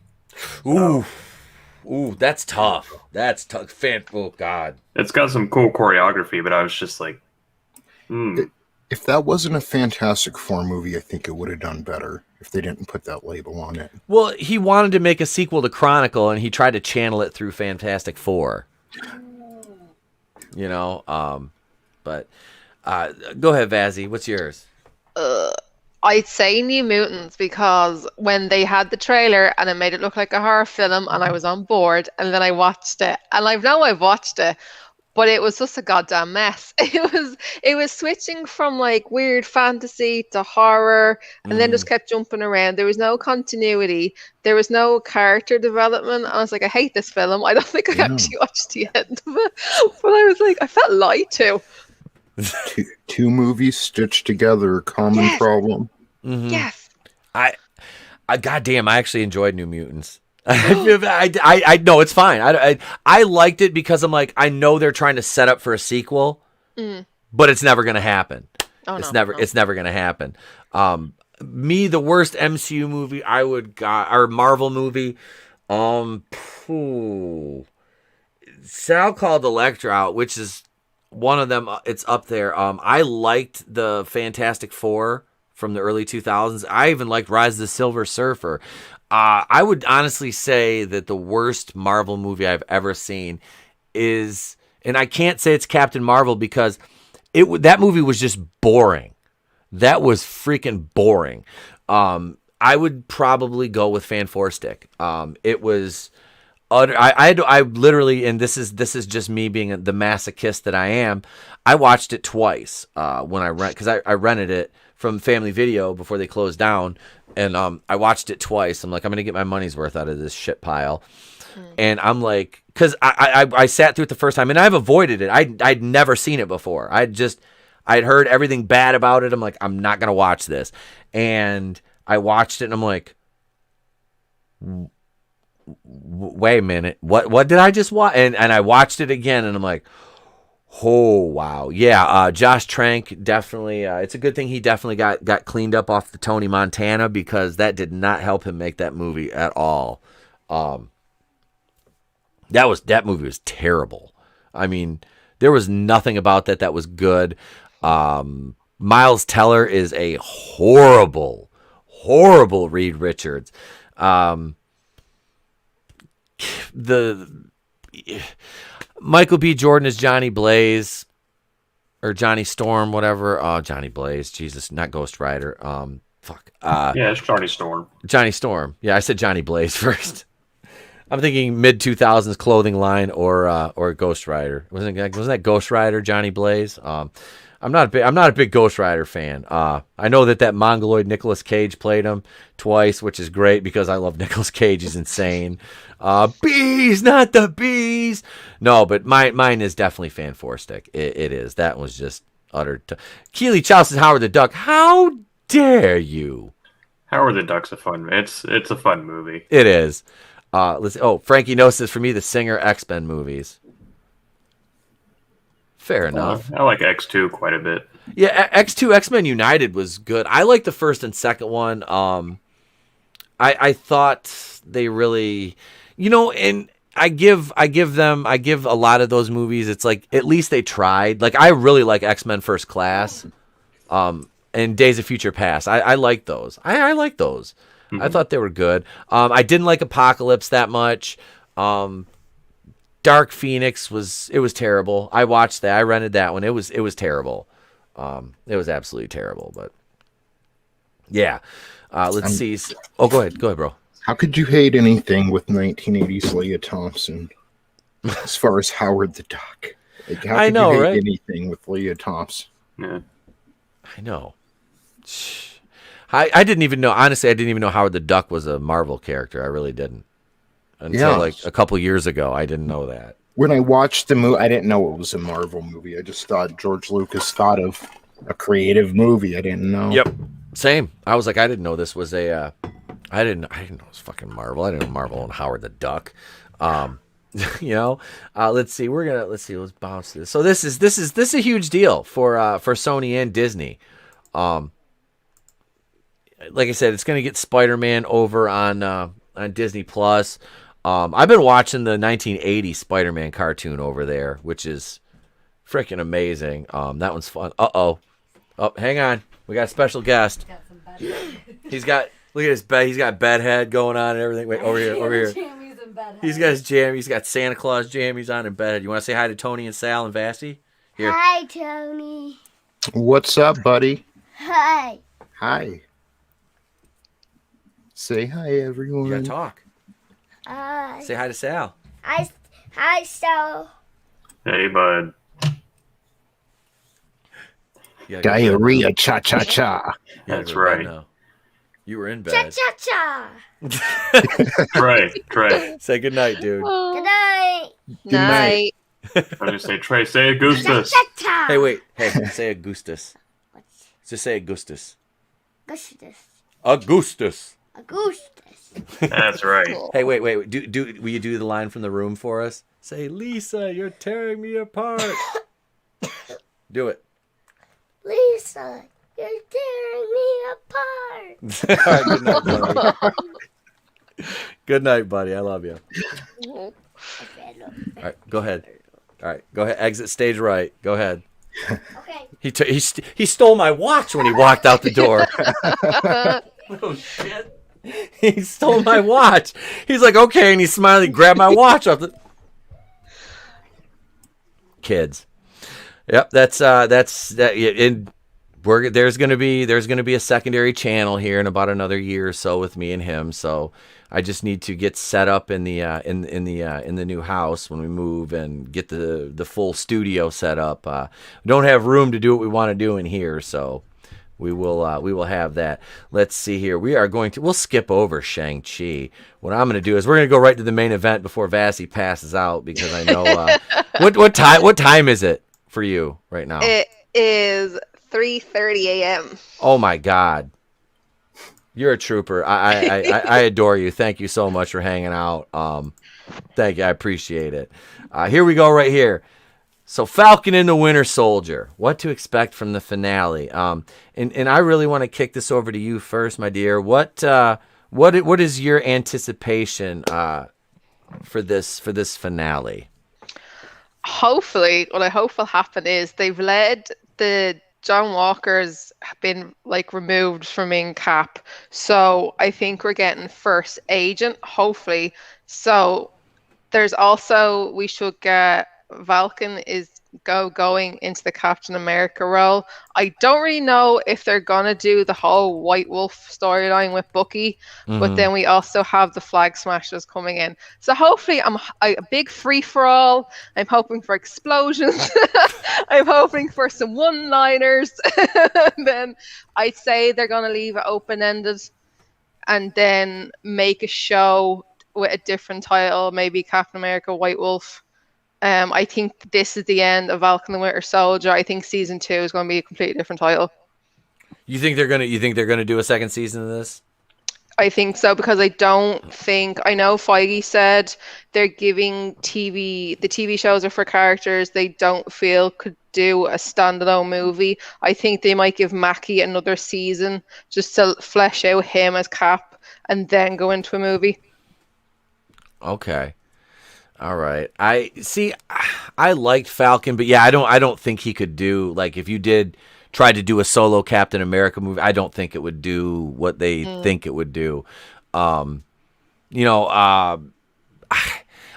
I do really like the character of, Bucky the Winter Soldier, I don't know how he would do in a solo, But did the first Avenger do that great? I mean, but with good storytelling and writing, they were able to build Chris Evans' Captain America up into a cinematic icon. Yep.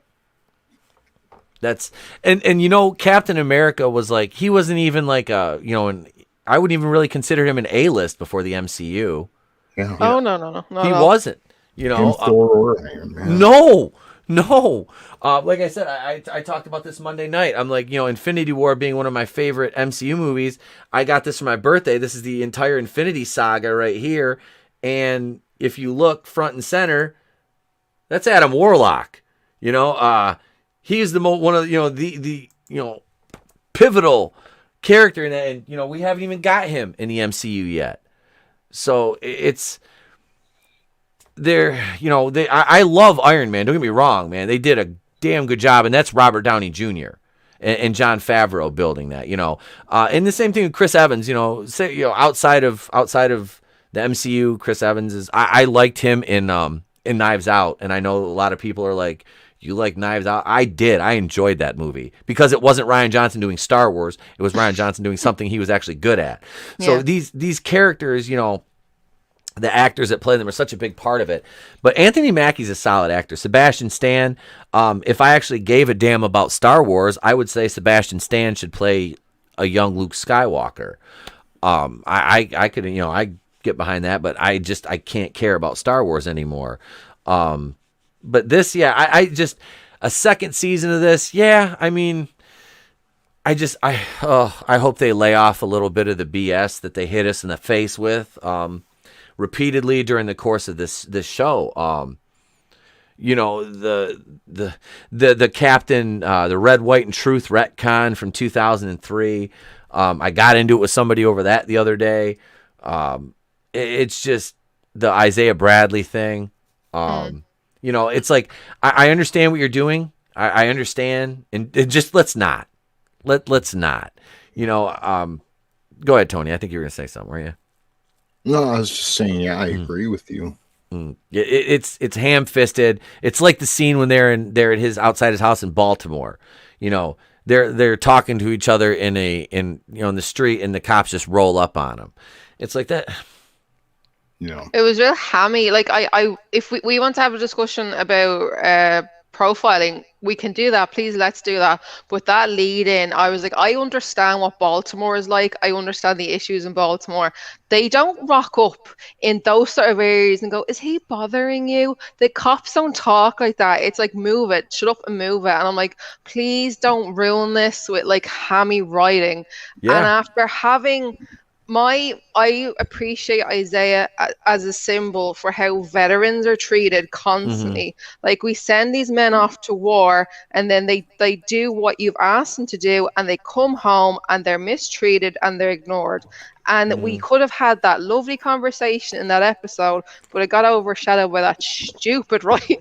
And it could have even been connected to John Walker's situation. It so is. And it's so heartbreaking when I see people are just like, John's a psychopath. And I'm like, you've made him be a hero with no superpowers. And we can't just keep fighting CGI aliens all the time. They're going to have to fight people. Yeah. And as we've seen with the boys, superheroes do damage. They annihilate people who aren't superheroes. And then you get mad when he did the thing you told him to do. And what happened? The soldier didn't do what we asked him to do the way we said it. And now he's out. And now we're going to vilify him and ignore him. Yeah. Same thing again. As usual. Meanwhile, Wanda has a much larger death count of innocent people on her hands, and then she takes an entire town hostage, and they have the idea. I'm sitting there watching when John Walker was sitting in front of the Senate, and they were taking away his benefits and dishonorably discharging him, and all I could hear is Monica Rambeau telling Wanda, if only these people knew what you sacrificed for them, because that fits right into John Walker's situation as well. It's just perspective. John Walker murdered a terrorist, an active terrorist, who days before killed many innocent people. Now look at some of the stuff Wanda's done, and I don't know. It's all about perspective. She gets the understanding when a whole town was begging her to just kill them, so they didn't have to live through her own personal hell anymore. I like the thing, like she was like, my children, but when we saw the woman hadn't seen her child who was locked in a bedroom for weeks, I was like, hello. What about everyone else's kids? Yep. Yeah, is that what they did with them the whole time? They just locked them all in their rooms? It's like kids at the edge of town who couldn't even move, and their mom's crying. That scene, yeah, dude, with that chick with the single tear rolling down her eyes, she sat there and just went like this. With the sheet, the little ghosty. I would say everyone else sacrificed for you, Wanda. And just taking that same perspective and moving it over to John Walker, it's just, I don't know. I think they treated him a little too harshly. Yeah, I hope he doesn't die. I hope he's in the Thunderbolts. I think, that's what I was gonna say. I think they're gonna put him in the Thunderbolts because he's an intriguing character. He is. He's probably my favorite character in this whole show outside of Baron Zemo. Yeah. I love Daniel Bruhl in this role. He is. Like I said, I just watched that gif of him just sitting there, just dancing in the club. I'm like, I love it. I love it. It's great. But no, I think I'm kind of. Oh God, I'm iffy about the finale. Like I said, I don't want it to, like you said, I don't want it to go ham. I don't, I want it to be good. I really do, because after, WandaVision basically honey dicked us with, all their red herrings, and, this show going ham fisted, and, okay, so it started for me with the bank loan. Yeah. Like, all right, here. Well, let me do this right here. Frankie Knows is asking the question. I'll ask it again. Is Falcon a watch it or a skip it? I'm on the fence. Go down the line. I'll let you guys answer. All these shows have been so far. are MCU movies without any of the fat trimmed out, without anything on the cutting room floor. It's just, how can we take this 2-hour movie and expand it into 6 hours? Yeah. And the thing is, too, I think being on Disney Plus, they like this is by far more woke than I think most of what, even the hype around Captain Marvel was woke, but the movie itself wasn't that woke. This is extremely woke, and I think they're taking that opportunity to do so because it's on their platform. So I don't know. I mean, honestly, I couldn't get past the last episode. I get, and I respect Falcon doesn't agree with Isaiah, but when they start bringing up things from this, I guess the 1619 project and propaganda, as if it were true, like, no, I don't agree with you, but yeah, I feel you, that was true. You know, that I had to turn it off because I don't think America's evil. I don't think American people are inherently evil. I think there are bad people in every group, and I think Americans and humanity as a whole tries to get better with every generation. And bringing it back to Black Widow and Endgame, I don't think we should judge people off of their worst mistakes. But that's kind of what this show is. This bloated movie. Yeah. So, maybe now, hopefully. One thing I do want to see by the end of this is I want to see Bucky make amends and come to terms with his whiteness, how he's been trying to do. And other than that, I mean, yeah, let's move on to the next crap show, Loki. I mean, I'm not one to ask because I've skipped all of it. I never even watched WandaVision or whatever it was, so I've skipped all this crap. Tell us why. I wasn't interested in it. Endgame was the end for me. You know, I invested 11 years of my life, and I needed that book, and I don't have another 11 years in me going to see these Marvel movies. So, and of the B side too, because it's not going to be as good as what we've already seen. Right, and you know, I figure maybe when they're all done, like all these shows are done, I might go and binge watch all of them. But I'm truly not interested in any of the upcoming Marvel movies. Same. So, like, they'll catch me with a little fleeting interest, like when they're like, "Oh, Sam Raimi's going to direct, Multiverse of Madness." I was like, "Oh, cool." But I was like, "No, it's Disney. They're not going to let him be Sam Raimi." So, just I don't know. They keep throwing these things out to try and reel us in, and I see what they're doing, and I'm not interested. So there's no point in me continuing on watching these shows where I'm not even going to watch, because they said you have to watch the shows to watch the movies coming out. And I'm like, I don't need to do all that. Like, yeah, I'm good on that. I'm good. Yeah, I got too much other shit going on to focus on all that. I'll toss it to you, Vassy. Go ahead. I'd say my thing is watch it and take out of it what you want, because I've understood the woke debate, but at the same time, people have watched this show and said apparently it's promoting white supremacy. John Walker's an incel, and we're also promoting Bucky being a colonizer. I don't understand how they took that from the show. No. But I think if you want to watch it, take out of it what you want, and try and please take the message. The important message I took from it is how we treat veterans and service people. So if we can either watch it and take from a conversation of what we are expecting these men and women to do on front lines and how they're treated at home. And if that can happen, I'd be happy if that's the one positive we could have taken from the show. But please do watch it. There's good action sequence and there's good funny moments. So yeah, like I said, I may not be the best person to ask because I watch Batwoman. So I mean, I don't know. Take it with a grain of salt. But no, the finale for this show, I don't see all the arcs getting tied up here, obviously. So yeah, they'll probably bleed him into a season 2. Okay.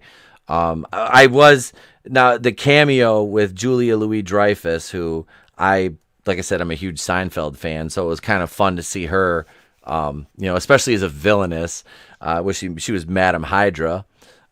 So yeah, I mean, that was kind of cool. I'd like to see them actually do something with the character. That being said, that'll probably be in season 2. So yeah, I'll probably end up watching it. I will. I'm a glutton for punishment, apparently. I said after WandaVision, I said I'm not going to review them individually because I spent 5-6 hours doing those videos to get 20 views, and I'm like, I'm not doing it. I'll talk about them on live streams, and that's how we'll kind of go through and review them moving forward. Shang Chi, I don't have any. Like I said, that looks like it's a bad version of Mortal Kombat. And if I want to watch a bad version of Mortal Kombat, I'll watch DOA, which at least I get to see Jamie Presley in that. Doctor Strange 2, yeah, I was all excited, Sam Raimi, but then you, like Sal said, you look back and you're like, it's Disney. I'll still watch that one. Eternals, couldn't care less. Couldn't care less about the Eternals. I don't even know who the hell they were before they talked about the movie coming out, and I just, after that, I was like, nope, don't care. Angelina Jolie, don't care. Nope, no thank you. Just Black Widow is like such an afterthought at this point because it keeps getting pushed back. And then you got Spider-Man No Way Home. That's December this year. So you got 5 Marvel movies still this year, and it's already May almost. Backloaded. Oh yeah, so like I don't care about Thor 4. Yeah, Glenn's are just, and it's not to do the female Thor. It's just the way they went about it. I don't know. I don't care about Valkyrie. That should have been Lady Sif. I would have much rather seen Jamie Alexander. Better actress, more likable character. I don't know. But the finale of Falcon and Winter Soldier, to me, I'm looking at it going, well, I mean, depending on how, if they were gonna do a second season, it could end somewhat well. Still, it could, but I don't know. Like I said, if they're gonna try to end it in 1 season, 6 episodes, they failed already because there's no way you could give this show a satisfying ending with 1 episode left. You can't. You have too many story arcs going at this point. There's too many little balls up in the air to end this right now. So yeah, you almost have to have a second season. So yeah. It is what it is. Like I said, I'll watch it. I'm a glutton for punishment. I don't pay for Disney Plus anyway, so it's there. I'll watch it. Just none of it seems interesting to me. No, I'll wait till the movies come out, and they're not behind the paywall, and then I'll watch, then I'll watch them just so I know kind of what's going on, because they'll all bleed together. But I think Marvel is going to slowly kill themselves off by flooding the market. Remember we used to get like one movie a year and then 2. Now it's 5, and we're gonna get it 5 in like 6 months, 7 months. Poor content too. Yeah, it's not the best. The Loki series, I'm like, okay, cool. I like Tom Hiddleston as Loki. I really do. I think he's perfect for that role. But they're like, oh, well, it's gonna be kid Loki and female Loki. I'm like, I want to see Tom Hiddleston as Loki. Like, if you're doing it for like a couple minutes or like 1 episode, cool. But like, give us Tom Hiddleston as Loki. That's I don't know.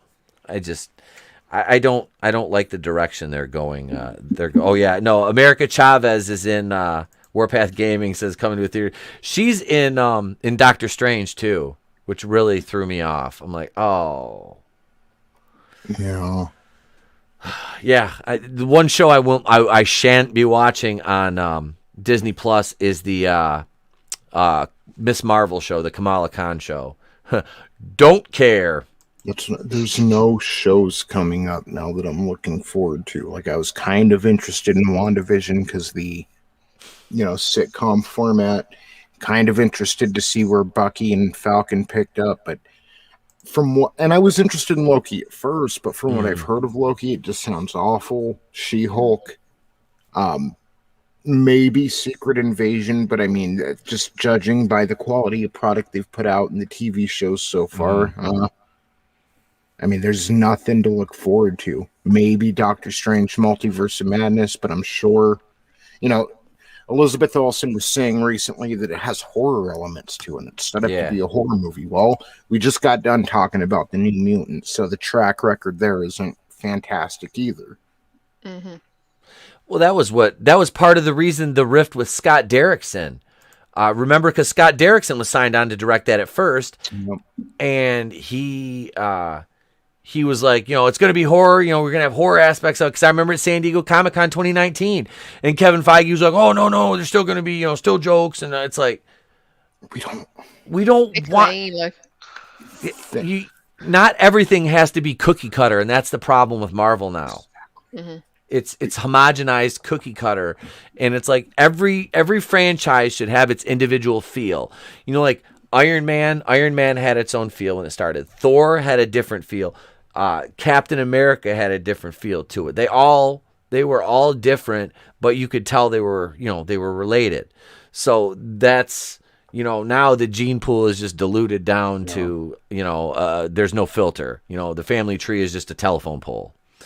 So it is. It's any suspense when they crack jokes. Like one thing DC doesn't get credit for is when an earth-shattering event happens, it makes you feel like it's important. Mm-hmm. Mm-hmm. You have fucking 5,000 dead-ass Guardians on a ship that's blowing up in the middle of nowhere out of space, and Thor's making jokes with the fucking Power Stone to his head.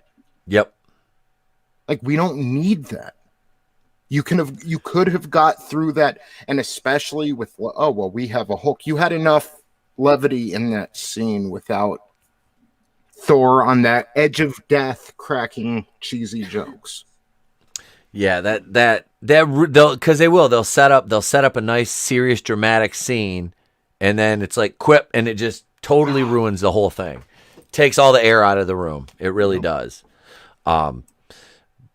But I think this is probably a good place to leave off. We've been going for 2:20, and it's way later than that where Vassy is. So we're going to we're going to end it here. This has been a blast, guys. Thank you, Sal. Welcome back, Vassy.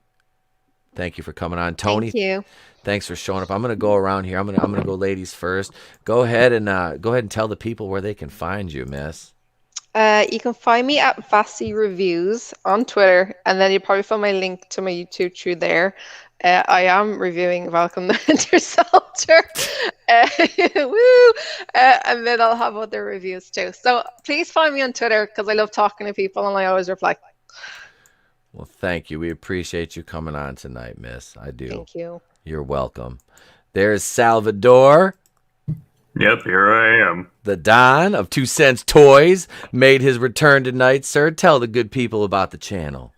All right, I will. For those listening, they don't call me the Don because I run a channel. They call me the Don for other reasons, so watch yourself. Anyway, ETEP knows exactly what I'm talking about. Yes, I do. Yeah, I run a toy channel, unaffiliated from the Phantom Menace. It's just a toy channel where I review modern toys and do customs and talk toy histories.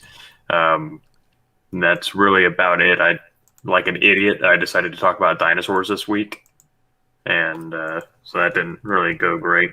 I love them. Phil, thank you, Tony. At least someone does. You're one of like 10 people who's watched them. I recently cracked 1,600 subscribers, so I'm very happy about that. Congratulations. Thank you. Marching steadily towards 1,700. My goal is 2,000 by the end of the year.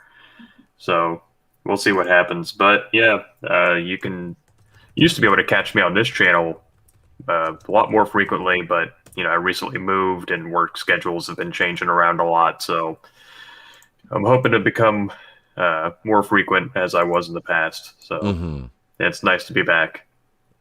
It's always good to have you back on, brother. You've been missed, my friend. You have been missed, man. Sal and I met on a toy stream over on World Class Bullshitters. Almost 2 years ago. Over 2 years ago. Was it over? I thought that was in July. I can't remember. That Okay. was like January 2019 or something like that. Was okay. All right. So yeah, that was before I even really had my channel. I was just doing the podcast thing then. But yeah, man, that was yeah. And I think you were on the very first either the very first or the second live stream we ever did here on the channel. Mm-hmm. So yeah, man, this Sal's been around since the very beginning, since the inception of the channel.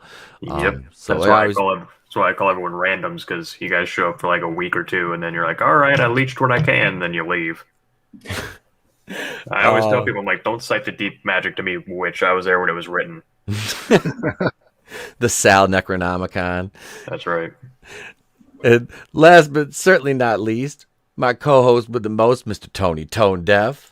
You know, I consider myself direct competition to the MCU because we both come out with 90% crap. But there's that 10%. There's that diamond in the rough every now and then that you have to kind of sort through.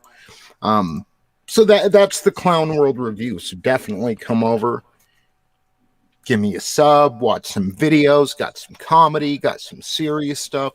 If you're looking for it, I've got it over on my channel. Miss Vassy, can I make a request? Of course. When you hit 10,000 subs, will you then start going by Vassy? Sure, if I ever hit that, sure. Oh, yeah. you'll get there. Thank you. Once you hit 10,000, you got to be like, I'm Vassy. Okay, I will definitely do that. Awesome. Good night, everyone, and thank you.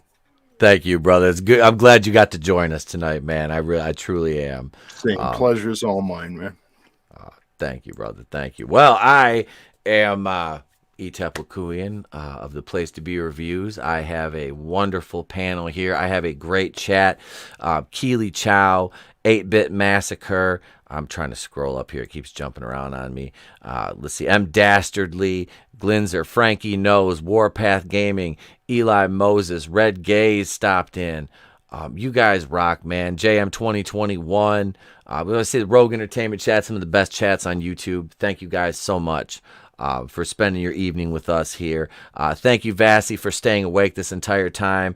I do appreciate you. I know it's so late where you are. Thank you, hon. I hope you don't have to get up too early in the morning. It's already early in the morning. Yeah, it's too early. I mean, it's early, but Nicholas Glenn, hey, what's up, Hale, brother? Nick from Echo Base Network was here Monday night celebrating the birthday with me, so thank you for stopping in. I appreciate it. But thank you, Vassy. Thank you, Sal. I do, like I said, it is great to have you back. Tony, as always, man. Yeah, if you get to sleep in, that's awesome, girl. Tony, man, thank you as always. Brutal Morning Woody says, I'll put your comment up here. He says, y'all stay hard. One of the best names out there, dude, in the game. Thank you. No, I have, let's see, I got to do a Prodigal Son review. I've got 2 episodes I've got to do this week yet. I'll have, even though barely anybody's watching them, I'll have another Galaxy High School review up Sunday, episode 4. I'm not going to be doing anything Friday as I have a funeral to attend. Tomorrow's Thursday. I'll try to get a daily up tomorrow. They've been rough the last couple weeks, just my schedule, guys. I really apologize for not getting those dailies out. I enjoy making those. They're fun and they're really easy to make for me because it doesn't take me long to write a couple 5-6 paragraphs out and throw some screenshots together and come up with a fun little video for you guys. So there's 12 of those up right now. There's a back catalog, miles long, dating back 2 years worth of stuff. There's reviews of older movies in the playlist. Guys, check those out. Goonies, Empire Strikes Back. Sal and I did a great 10-year retrospective of the show Lost.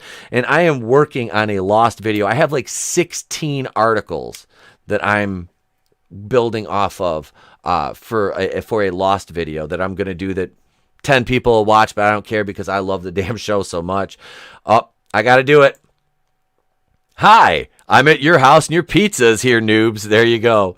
Thanks for popping in, man. But yeah, so I've got all that coming up. Like I said, another Batwoman video will be out May 3rd because there's not another episode until May 2nd.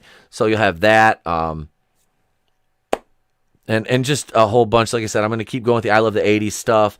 I've got a Terminator discussion I'm going to have with Fanzine. So we'll be putting that on, and one day me and Tony might even finish Flight of the Navigator and Last Starfighter. We might do that. We might. It Not fits right. likely, but Not maybe. likely. It fits right into the I love the 80s stuff. But tomorrow you can catch me over on Orville Nation at 5:30. We'll be discussing episode 2 of season 1 of the Orville, which I love that show now. I'm so hooked on that. I'm probably going to leave here and go out and fall asleep on my chair watching an episode of it. But no, you guys have been awesome tonight. Thank you so much. I do appreciate it. If you're not subscribed to the channel, please let today be the day you hit that button. I greatly appreciate it as I march toward the 1,000 mark. And subscribe to this wonderful panel. You'll find links to their channel in the description of this video. Vassy's, Sal Vador, Tony's is in there. My other co-host from Monday Night Red Gaze is in there. And back SUNSWORN on IndieGoGo. If you have not yet, dude, Red is sending me a copy of the first one, his graphic novel. He's going to be helping me actually because I'm starting to write my. I'm not sure if I'm going to do a comic or a novel of it yet, but it's set up to be a series. I'm developing an entire universe. So yeah, I have that in the works too, as if I'm not already busy enough, all the I'm gonna write a book too, so or 6, whatever. But I promise I won't George R.R. Martin you, for those of you out there who are Song of Ice and Fire fans, which I'm about to start reading that series too. Like I said, as if I don't have enough to do, I'm going to start reading those. So I'm Itepukuin of the Place to Be Reviews. I've been here with all of yous. And remember, if I don't see you, you have yourself a great day, a pleasant tomorrow, and I will catch you on the next one. Star-Lord, play him out. Boom!